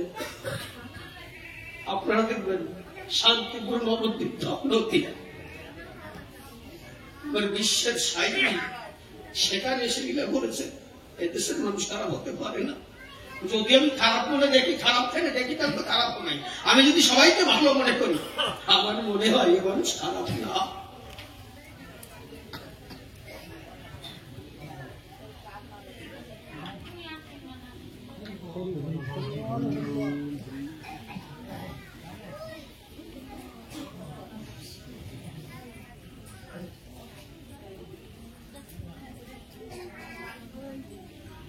যাই হোক, বন্দনা করে সাহেব যাব কাব্য ভূমিকায়। আমি বলি আপনাদের ধার, আমার বিপক্ষীয় কবি যিনি, আমার গুরু ঘরের ভাই তিনি, সে এসে প্রশ্ন করে গেছে সবার পর।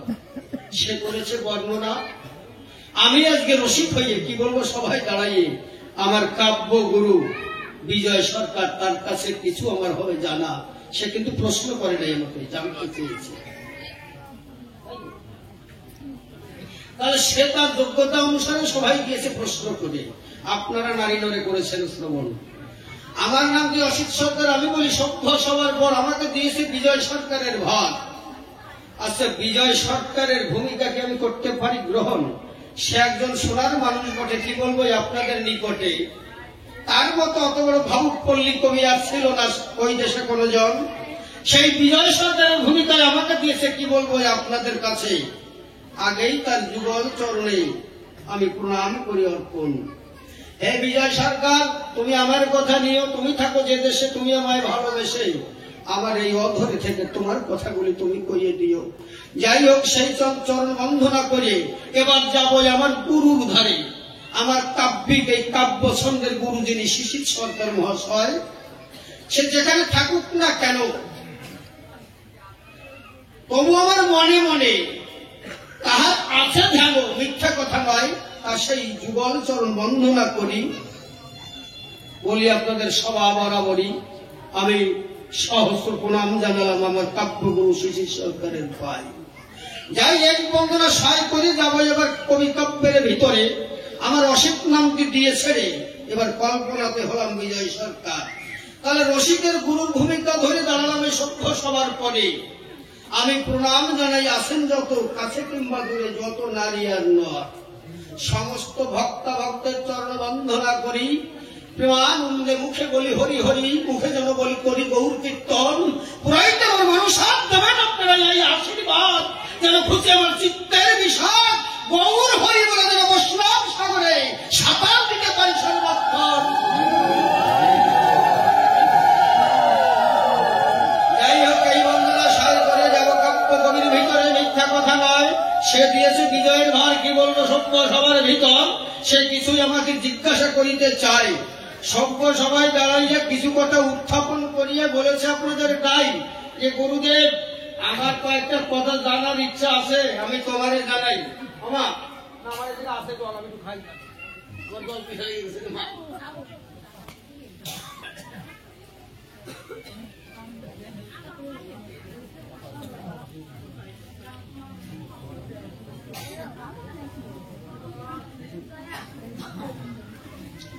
যাই হোক, সে প্রথম প্রশ্ন জানতে চেয়েছে কি ত্যাগী কাকে বলে আর ভোগী কাকে বলে। কেউ জন্মাবার পর থেকে, কি বলবো আপনাদের স্বভাবাকে, সে ব্রহ্মচর্য পালন করে সর্বক্ষণ, সে সংসার করে না। আপনারা শুনেন জ্ঞানীজনা, সংসার ছেড়ে জন্মের মতন চলে যায় বৃন্দাবন, একে ত্যাগী বলে, তাই তো। আর কেউ বিয়ে করে সন্তান সন্ততি জন্মাইয়া তারপরে সবার ভরণ পোষণ দায়ভার সারিয়ে দিয়ে সেও বৃন্দাবন ধামে চলে যায়, সেও আর সংসারে থাকে না, সেও এক ত্যাগী। তাহলে এই ত্যাগ, এই দুই রকম ত্যাগ দেখি। আবার কেউ সংসারে আছে, সন্তান সন্ততি হয় নাই, সে বড় সংসারী, সেও ব্রহ্মচারী। আবার কেউ জন্মের মতন সংসার ছাড়িয়ে দিয়ে চলে গেছে, বিয়ে শাদী করে নাই, সেও ব্রহ্মচারী। তাই না? তাই করে গেছে তো। কেউ গৃহে থাকে ব্রহ্মচারী, কেউ বিয়ে না করে সংসার ছাড়ি দিয়ে ব্রহ্মচারী। আর একটা কাছে কথা আপনাদের সবাই জুড়ি, আপনারা করেছেন আকর্ষণ। ওই যে রাবণ রাজা ছিল, তার 10,000 রমণী, শোনেন জ্ঞানী হলো, মিথ্যা কথা নয়। তাহলে 10,000 রমণীর সঙ্গে রমণ করে খুলে বলি আপনাদের ধারে 1 লক্ষ পুত্র জন্মায়। এই 1 লক্ষ পুত্র জন্মাবার পরে তারেও মানুষ ব্রহ্মচারী বলে চরাচরে। এই যে ত্রিপাদীয় দোষের ব্রহ্মচারী আমি দেখিবারে পাই, এই কোন ব্রহ্মচারী ঠিক এই জায়গায় আমার জানতে নিরিখ, এই যে একটু জানাবাই, এই বসবাই আমার চিত্তে রয়। কি এই প্রশ্ন দিয়ে গেছে তো প্রথম নাকি? হ্যাঁ, প্রশ্ন জিজ্ঞাসা করে গেছে। তারপরে পরে আর একটা কথা বলেছে আপনাদের ধারে, আপনারা নারী নারে করেছেন শ্রবণ। বাবা জলটা একটু গরম করে দিলি ভালো হয়, ঠান্ডা জল দিয়ে তাহলে আর গাল শুনতে পারবো না, শীত হইয়ে পড়বেন, শীত হইয়ে পড়ব। একটা গল্প কব কব মা, কই এই ঠান্ডা জল দিয়ে শীত হইয়ে পড়বো কিরকম কথাটা কই, গান গাবানে মা, পরে পরে কথা কই, অনেক কথা তো কইতে হয়। ভালো প্রশ্ন করেছে। ওই মানে ঠান্ডা জল দেওয়া মানে রোজ দেওয়া, রোজ দেওয়া। ওই যাদব বিয়ে করেছে, তা মাইয়ে তো কেউ দেয় না, নাম তার জ্ঞাত, মানে মেয়ে দিতে চাই কেউ, মাইয়ে দেয় না। শেষে এক জমিদার বাড়ির মতন এক বাড়ি, বড় লোকের বাড়ি, তার একটা মাইয়ে আছে 3.5 কুইন্টাল ওজন, কালো টেবিল মতন দেখ। আর ওই যে আমরা বিয়ে করেছে তার ওজন মাত্র 22 কেজি। আচ্ছা মনে মনে চিন্তা করেন যে ওই শাড়ির বিটি তোকে ওইটার উপরে ওঠে সারা থাকতে হবে। যার তবু টাকার লোভে বিয়ে করেছে, বিয়ে করে বাড়ি দিয়ে আইছে। শ্বশুর দুটি আলের গরু গেছে, বুঝছেন, আলের গরু গেছেন, হালের গরু দুটি নিয়ে আইছে বাড়ি। আর ওই হালের গরু নিয়ে যে চাষ করে, চাষ করলে পরে এখন ওই ভাদ্র মাসের দিনই গরু জ্বরে না, এই দেশে তো জ্বরে না, আগে বাংলাদেশে তো জ্বরতো নাকি, তাই পাউচে করে খায়। আর আসে ওই বৌডারে মানে শালা তোর বাবা যদি গরু দিয়ে মানে ঠকাইছে, পয়সা আমার বাবা যদি তোমার ঠকায়, তা তুমি যে আহালিয়ে কিলে মানে কিলেও আমার তো কিছু হয় না, তুমি কি বাসো? তাও তো ঠিক, শালার সাথেই পারবো। ওকে দরকার নাই, আমি 500 টাকা দিচ্ছি, তুমি কবিরাজ বাড়ি যাও। এখন বউ 500 টাকা দিচ্ছে, ওই টাকা কবিরাজ মশাই যাইয়ে বলতে, হ্যাঁ কবিরাজ কেই বাড়ি আসিস নাকি? আসি। সব এই ভাদ্র মাসের দিন আমার গরু জড়িছে, শালা মোটে আটে না, তা তুই তো ওষুধ দিতে পারিস? পারি না। কয় কি? কয়টা কত লাগবে? 600 টাকা লাগবে। ইস শালা 500 টাকা আনছি, তুই 600 টাকা চাচ্ছিস? কাল সকালে 100 টাকা দিবি। ও চিন্তা করছে এমন খরিদ্দার পাই কিনা পাই। ও 500 টাকা নিয়েছে, নিয়ে কয় কি তা তুই বাড়ি যা, কালকে সকালে আসিস। এখন ও বাজারে গেছে, বুঝলেন, তখনকার জিনিস 500 টাকা মানে 3 বছরই বাজার করা যায়। ও তো ঢাক মতন বাজার করেছে, 200 শুকনো লঙ্কা কিনছে আর 100 গ্রাম কিনছে কাঁচা লঙ্কা। কবিরাজ বাড়ি এসে বৌনি বলতেছে, এই কি ওই শুকনো লঙ্কা ভালো করে পাট শিলি ফেলাইয়া পাটিয়ে জল দিয়ে গুলিয়ে তার শিশির মধ্যে সেকে ওই জল ফিরে দিবি, আর কাঁচা লঙ্কা বাটিয়ে ওইটা ভালো করে সেকে জল দিয়ে ওইটা এক বোতলে থুবি, 100 গ্রাম করে জল দিবি। আমার মতো সকালবেলা গেছে, এই তোর ওষুধ তৈরি হয়েছে? কয় হয়েছে। ওই 100 টাকা দিয়ে গেছে, 100 টাকা ওষুধ নিয়ে গেছে। কয়টা ওষুধ কিভাবে মানে ইউজ করতে হবে? বলছে শোন, গরু যখন শুয়ে পড়বে আর উঠবে না, আগে 3 বার কবি শালা ওঠ ওঠ, যদি না ওঠে তারপরে যেটা যে দেখবি সবুজ মতন আছে, এই দিয়া তোর হালিও নড়ি আছে তো? কয় তা তো আছে। ওই হালিও নড়ির মাথায় একটু মাখাইয়া আর ওই মল দরজা ভিতরে পুশ করে দিবি, দেখবি গরু দৌড়। আর যদি ওরাই না হয় তারপরে লাল দাগ দিস, ওইটা হচ্ছে 200 পাওয়ার আর এইটা 100 পাওয়ার। ওইটা 100 গ্রাম, ওইটা 200 গ্রাম। এখন ও যাইয়া হেই টাক যেই করেছে সেই কথা শুয়ে পড়েছে, ও তাড়াতাড়ি তৈরি করছে ওষুধ নিয়ে 100 পাওয়ারটা নিয়ে।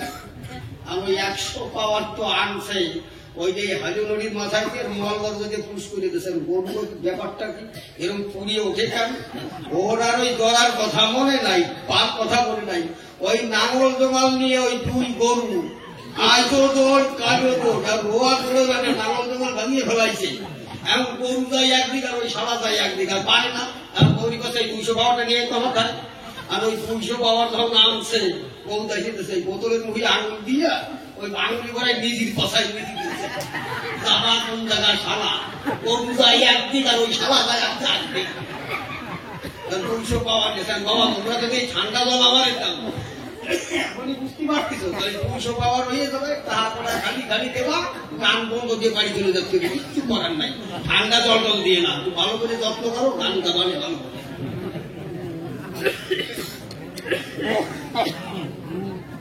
তার ধৈর্য ধরে থাকবেন বসে কবি গান হয় রসে ভাসে মিথ্যা কথা নয় কি বলবো আপনাদের সবাতল আপনাদের অনেকের ঘরে আছে বালাম চান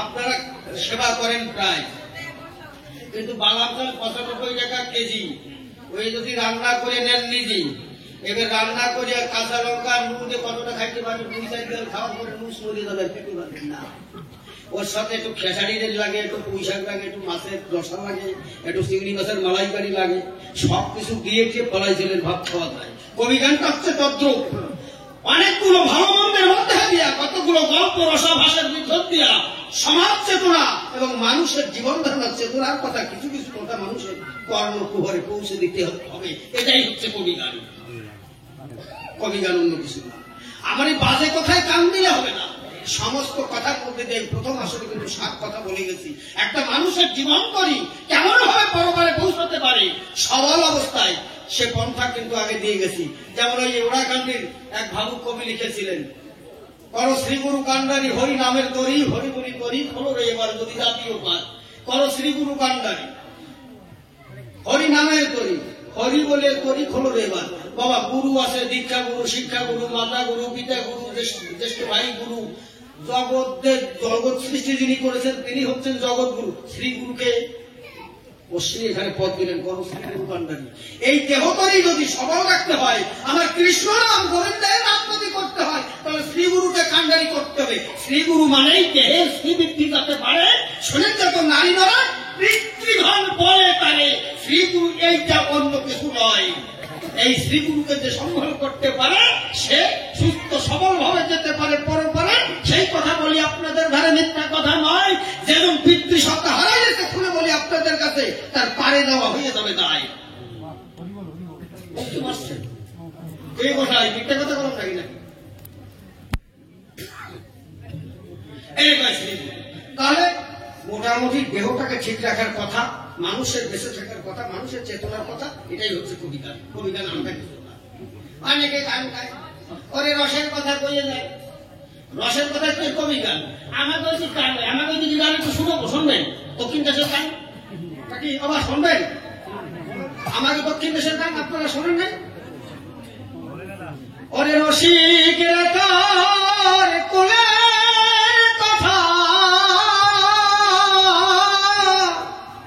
আমি পরাণ হয়ে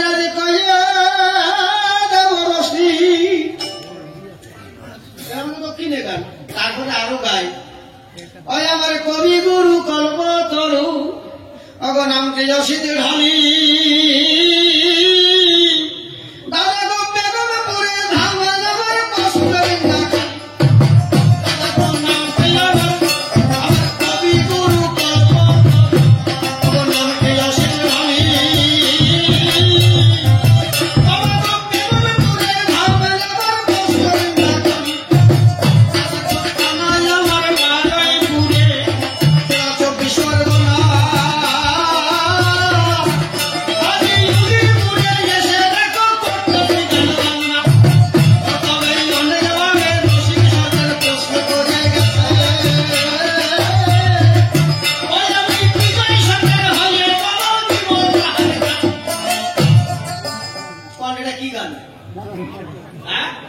দরজা দরজা শুনতে হবে দিয়ে দরজা এটা দরজা গান আমাকে ওই দিক গয় এ আমাকে বাংলাদেশে বাঙালরা কেউ শেখে নাই আমি সাউথ সেকশনে থাকি এই গটিকি মধ্যে গটি বলেন ওই গটিকি মধ্যে খাই খাই ওকে সাথে এই গান শিখে ফেলাইছি সালারাও আমার সাথে ভাই এখন কয় বাঙালরা কিরকম মানুষ ওদের সঙ্গে আমরা বেড়ে উঠি না খালি বাইরি কেন আমাকে বাঙালরা সঙ্গে তোরা বাইরি কেন বাঙাল একটা আলাদা লোক না ওরা আর পারে না আর আমি যদি যাই শোনে যে অসিত সরকার যে তোর জায়গায় কি হবে, তখন আত্মার খাস্তা হয়ে যায়।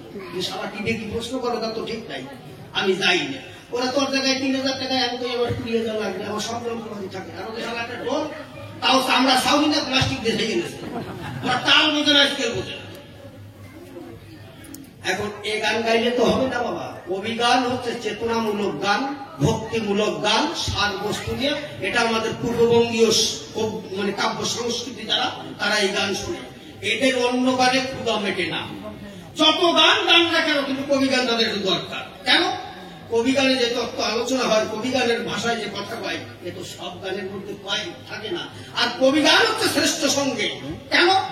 লীলা কীর্তন গাইতে গেলে, রামায়ণ গান গাইতে গেলে দেখবেন আল্লাহ পাকের কথা কোয়া যাবে না, হযরত নবীর কথা কোয়া যাবে না, এই মানা আছে। কিন্তু কবি গানে এসে সমস্ত ধর্মের কথা বলা যায়, সমস্ত সম্প্রদায়ের কথা বলা যায়। এই জন্য কবি গানকে উৎসঙ্গ সঙ্গীত বলে গেছে। কবি গানকে সবাই সম্মান করে, বিশ্ব বসুধায়। রবীন্দ্রনাথ ঠাকুর সম্মান করেছিলেন, বিশ্বকবি রবীন্দ্রনাথ ঠাকুর। তিনি জড়িয়ে ধরেছিলেন, জড়িয়ে ধরে বলেছিলেন যে বিজয় রে, জসিমউদ্দিন বিজয়কে জড়িয়ে ধরে বলেছে, বিজয় রে, আমি সারা জীবন বসে নকশি কাঁথা যেভাবে লিখে গেলাম, তোর একটা গানের মধ্যে যেভাবে প্রকাশ করে গেলি, আমার এই সাহিত্য আর কেউ কোনোদিন শুনবে না। আজও শোনে না। বিজয়বাবু নকশি কাঁথা শুনলে আজও মানুষের পরাণ পাখি আকুলিত বিকুলিত হয়ে যায়, তাই না? হচ্ছে পূর্ববঙ্গীয় কবিয়ালদের ভাবধারা। যাই হোক, এই সমস্ত বিষয়বস্তু দিয়ে বাদ করতে কাব্য রহস্যসার। আমি আবার কল্পনার জগতে ফিরে যাই। তারপরে পরে আর একটা প্রশ্ন দিয়ে গেছে আপনাদের ঘরে, যে তোমরা যে নাম দাও কৃষ্ণ বীজ, এতে জীবের কি কল্যাণ হতে পারে বলো তো? তাই আমার ঘরে জানিবারে চাই, এর সঠিক দেবে মীমাংসা শুনিতে আমার আছে আশা। আমি প্রশ্ন দিয়ে গেলাম, এই সত্য সবার ঠাই। তারপরে পরে আর একটা কথা বলেছে আপনাদের ঘরে, এই নাম করো সংকীর্তন পাও কেন? আচ্ছা বাবা, একটা বিদ্যুতের কথা না নাকি? আপনারা কইতে পারেন সংকীর্তন কেন করেন? নাম সংকীর্তন। আরে নাম আমি করবো, হরে কৃষ্ণ কৃষ্ণ কৃষ্ণ হরে হরে। যেমন এই যে কারাবাজার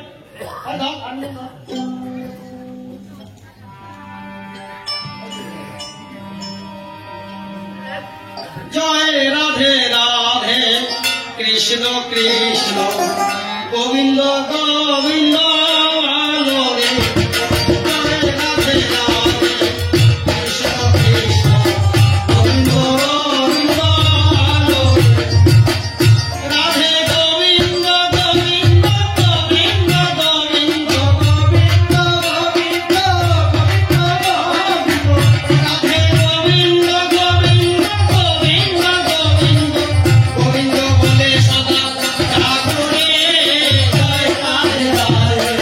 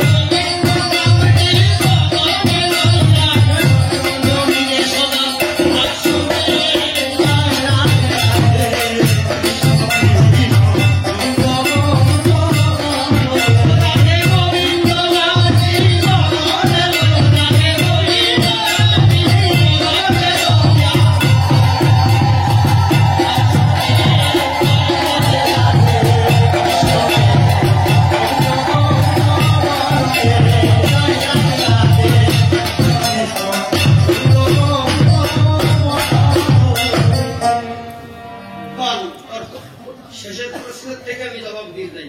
এর মধ্যে নাম করলাম তো, এটা কারা করে? অনুকূল ঠাকুর মতো নাম কারা? তুমি জানলে কি করি? তুমি জানি ওই মতের মানুষ। আমি তো জানলাম না, আমি জানি আমাকে নাম। তাহলে অনুকূল মত পথে যারা থাকে শোনেন তো জ্ঞানী লোকে, তারাই এই নাম করে, কথা মিথ্যা নয়। তাহলে এটা আমি নাম করে গেলাম, এর সঙ্গে সংকীর্তনটা কারে পাই? চোখে আঙুলে দেখা দিতে সংকীর্তন কারে করে? ক্ষমা এর মধ্যে সংকীর্তন মানে কি? এইটা আপনারা, আমি যে নাম করছি আমার সঙ্গে একসঙ্গে, এই এখন কৃষ্ণ এত দেওয়া লাগে, পয়সা লাগবে না খাবাতে, পয়সা করে করি ভাব না তো, যে যাবে তারে দিন, খালি খালি দিদি যাবে, গাড়ি আটে ওল বিক্রি করতে আইছে।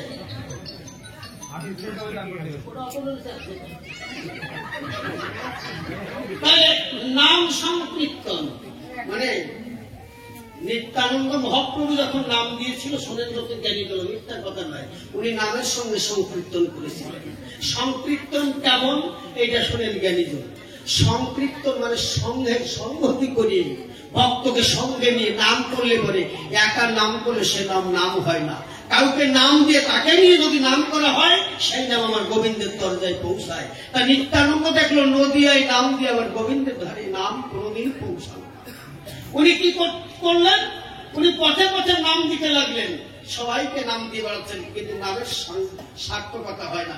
যে শোনে সেই হরিবল বইয়ে চলে যায়, নাম আর কেউ করে না। এইটা ভাবতে ভাবতে কি বলবো, আপনাদের সাক্ষাতে একদিন এক গ্রামেতে যখন উপস্থিত হলো, দেখে জগাইয়ার মাথায় কি বলবো, আপনাদের ঠাই দুই ভাই তখন বসেছিল। নিত্যানন্দ তখন হরি বলে, মাথাইয়ে তখন অঙ্গ ওঠে দোলে। জগাইয়ের কাছে ডাক দিয়ে বলে, জগাই এই মরানাম কি কে করে? ধরিয়ার মারি তারে, প্রাণে বাঁচা হয়ে যাবে তার দায়। ওই শোন ভাই, আগে একটা মারামারি করিস না, আগে কি কয় শুনে যা। যখন নিত্যানন্দ মহাপ্রভু নাম করছে, কি বলবো আপনাদের কাছে, জগাই মাথায় সহ্য করতে না পেরে ওই যে কলসির ঠান্ডা ছিল না, ওই কান্ধা তখন ফেলে মেরেছিল। যখন ওই কাঁধা যখন ফেলে মারে, কি বলবো আপনাদের ধারে, যখন কপাল পেটে কপালের রুধির যখন মৃত্তিকায় নিপাতিত হয়েছে, তবুও উনি দুই বাহু উদ্ধ করে বলছে, জগাই রে মাথায় রে, তোর মেরেছিস কলসির কানা, তাতে আমার আসা যায় না, তোরা আমার কথা নিবি, একবার নিতাই গৌর সীতারাম প্রণাম, আমার সঙ্গে একটু নাম সংকীর্তন নাম করবি। জগা ডাক দিয়ে বলে তখন, মাধাই রে স্থলে মাধাই রে, তারে মেরেছিস কলসির কানা, তাতেও তোর লাগে না বেদনা, সে সমস্ত ভুলে যাত না, দু বাহু উদ্ধ করে নাম করতে ডাকে আমাদের দু ভাই ঠাই। চল দেখি এ মানুষ তো সে মানুষ না, আমি করি বর্ণনা, চল এখন আমাদের সময় আছে, সংঘের সংহতি হয়ে আমরাও একটু নিত্যানন্দ মহাপ্রভুর সঙ্গে একটু নাম গাই।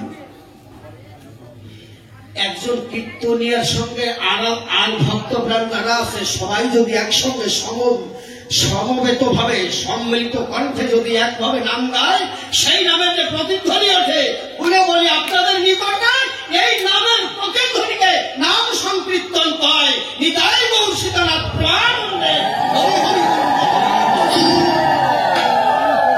সনরসিক পুরাইতে তোর মনের আশা, আমি দিয়ে গেলাম সেই পূর্বের ভাষা, আমি বুঝাইলাম তোরে, সবাইকে নিয়ে যে সাধু যে গোসাই নাম করে, নাম সংকীর্তন বলে তারে। ওরে খল বাজে, কট্টাল বাজে, বারে বাজে আরো 10 কাশি, খল বাজে, কট্টাল বাজে, বারে বাজে 10 কাশি, নাম করতে এলো দেখো পারে, সবাই বধুরি কবিতে রূপে বধুরি হয়ে, একবার নাম করো সব ভক্ত বলে,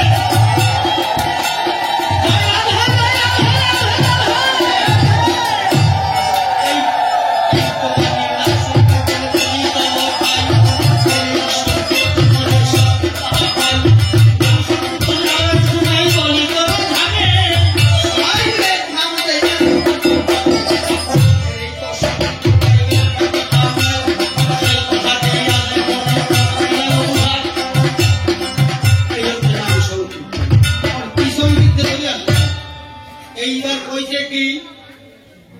ব্রহ্মচর্য, গারস্থ আর বানপ্রস্থ সন্ন্যাস, এই মানব জীবনের এই চারটে স্টেশন।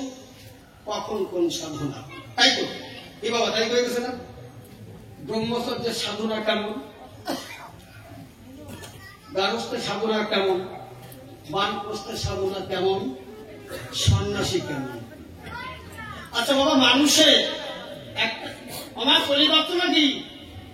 যদি বাইরে চলেই যাবো, এরপরে আসার সময় টাকা শুরু দিতে পারেন আনবা তাইলে না।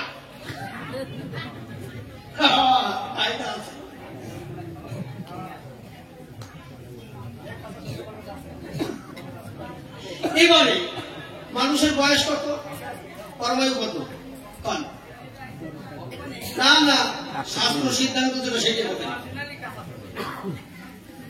যদি মানুষ কপাল পুরাইয়ে 60 বছর করে, সেটা তো আবার গোবিন্দের দোষ না। এই 60 বছর আগে হয়েছে, এবার কপাল পোড়া কেন জানেন? সেটা আনেন অরিজিনালি কপাল পোড়া, সেটা ওখানে জানেন কেমন?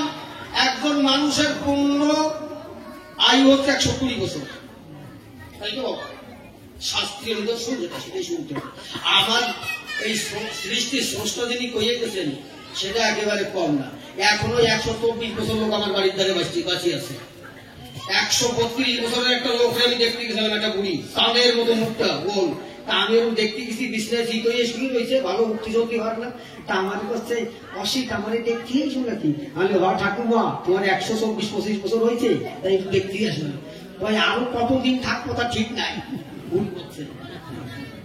কিন্তু কপাল পোড়াই নাই, আমার তো কপাল পোড়াই ফেলাইছি। শোনেন নব নারী নরে, এইটা একটু ব্যাখ্যা করে বুঝাতে চাই কবির আসরে, আপনারা শ্রবণ করবেন। তাই এই যে 120 বছরকে 4 ভাগে ভাগ করা চাই। তাহলে প্রথম যে 30 বছর, তাই না মা? তাহলে 3 4 বার 120। প্রথম যে 30 বছর যায়, কি বলবো আপনাদের সবাই, তাহলে এই 30 বছর কিন্তু তার ব্রহ্মচর্য পালন করতে হয়। এখন কিন্তু আমরা করি না, 18 বছর হলেই ওদিকে কল শুরু হয়ে যায়। 12-14 বছর হলেই দেখো পিরিত জুটে যায়।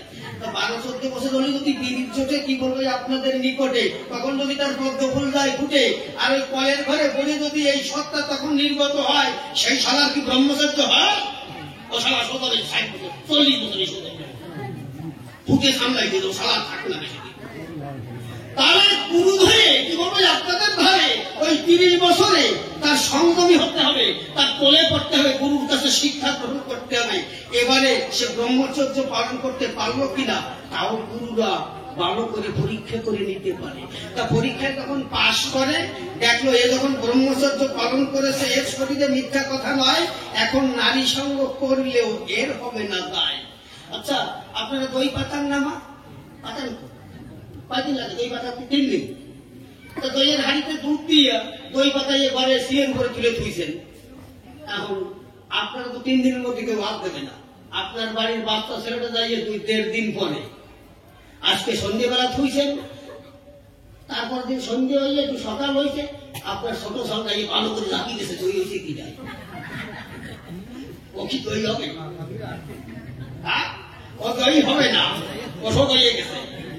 30 বছর আগে যদি তার কোর্স থেকে যায়, ওই দইয়ের হাঁড়ি যদি চাকরি দেয়, ওর দই হবে না। এইবার 30 বছর দই যখন হয়ে যাবে, ওই জন্য মন্থন করলে তখন ওই দইয়ের উপর কি হবে? ননি, তাই না? ওই ননি জলে ফেলাই দিলে আর ডুববে, ওই ননি কি আর কমবে? তাইলে ওই দইয়ের হাঁড়ি, এই যে আমার বন্ধু সত্তা ভালো করে ব্যাখ্যা বলতে বানাইয়ে কখনো অত ভাঙন পাবে না। তাহলে দইয়ের হাঁড়িতে দই পাতাতে দিছে, ওই জন্য ভালো করে যদি দই হয়ে যায়, ওই জন্য মন্থন করলে হবে কি? ননি, পাটা রসের খনি। তখন নারী সঙ্গ করলেও ওর ওই ধন সম্পদের অভাব পায় না, ও সাঁতার নিচে দিতে হবে, উদ্যোগামী হবে। এই হচ্ছে 30 বছরের সাধনা। তারপরে হবে এইবার এখানে 30 বছরের সাধনা, এইবার তাকে সংসার আশ্রমে ঢুকতে হবে। এইবার সংসার আশ্রমে ঢুকে কি বলবো তোকে, রসিদ তুই আমার কথা নিবি। এই সংসার আশ্রমে গিয়ে তোর সন্তান সন্ততি জন্মাতে হবে, ইহা মিথ্যা নয়। গোবিন্দের সংসার বাড়াতে হবে। তাহলে সন্তান সন্ততি ছাড়া যদি আর একদিন তুই মার কাছে যাস, সেই দিন হবে তুই লক্ষ্মী ছাড়া কপাল পোড়া। ওই সন্তান সম্পত্তি জন্মাতে যে কয় ফোটা তুই বিন্দু পতন করবি, ওই পর্যন্ত শেষ, তারপরে নষ্ট করিস না। তাইলে তোর হবে ধর্ম, তবে হবে গারস্থ। আমি গারস্থ, এই কৃষির গারস্থ, গারস্থ যে পুত্র সন্তান কন্যা সন্তান জন্মানো ছাড়া আর এক বিন্দু কোনদিন যে পতন করে নাই, সে হচ্ছে আদর্শ গারস্থ। এই গারস্থ কয় ওই উড়াকান্তি আবার হরি ঠাকুর এরই কইছিল যে গারস্থ প্রশস্ত ধর্ম, সূক্ষ্ম সনাতন ধর্ম সবাই বোঝে না। এই হচ্ছে সূক্ষ্ম সনাতন ধর্ম। এই এখন নৌধারি তুই 1.5 দিনের মাথায় যে নাড়া দেওয়া হলে হলে একটা ফোন কিনে দিলি, 1.5 মাসের মধ্যে বসিরুদ্দিনের মাইয়ের একজনের সাথে বিয়ে ঠিক হয়েছে। তা বসিরুদ্দিন কইছে যে আমার তো এখন টাকা নাই, কয়দিন পরে বিয়ে দেবানি, বছর খানিক দেরি। আর মাইয়ে জ্বালাচ্ছে, আমার একটা ফোন কিনে দাও না। আর 1.5 টাকা যেটা ফোন কিনে দিয়েছে, কয়দিন ঘরের কাগজে যাইয়ে কিনুর কিনুর করেছে, মাইয়ের সরকার 1.5 মাসের মধ্যে কেটে নিয়ে চলে গেছে। সে বসিরুদ্দিন এসে বসিরুদ্দিন বসে তোর মাইয়ে যে আমার সঙ্গে বিক্রি করি, সে মাইয়ে কি হয়েছে, ওই সে 1.5 টাকায় পাবি।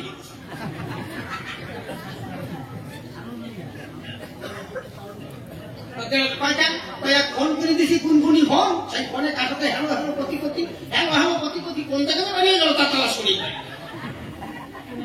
এখন যদি ছোটবেলায় মুখ দোষ হয়ে যায়, সে সালার কপাল ঘুরিছে 60 বছর বেশি বাঁচবে না। এক পরিষ্কার কথা শুনে তাহলে সংখ্যার কথা দিলাম বক্তৃতায়, আপনারা বিজ্ঞতা করলেন।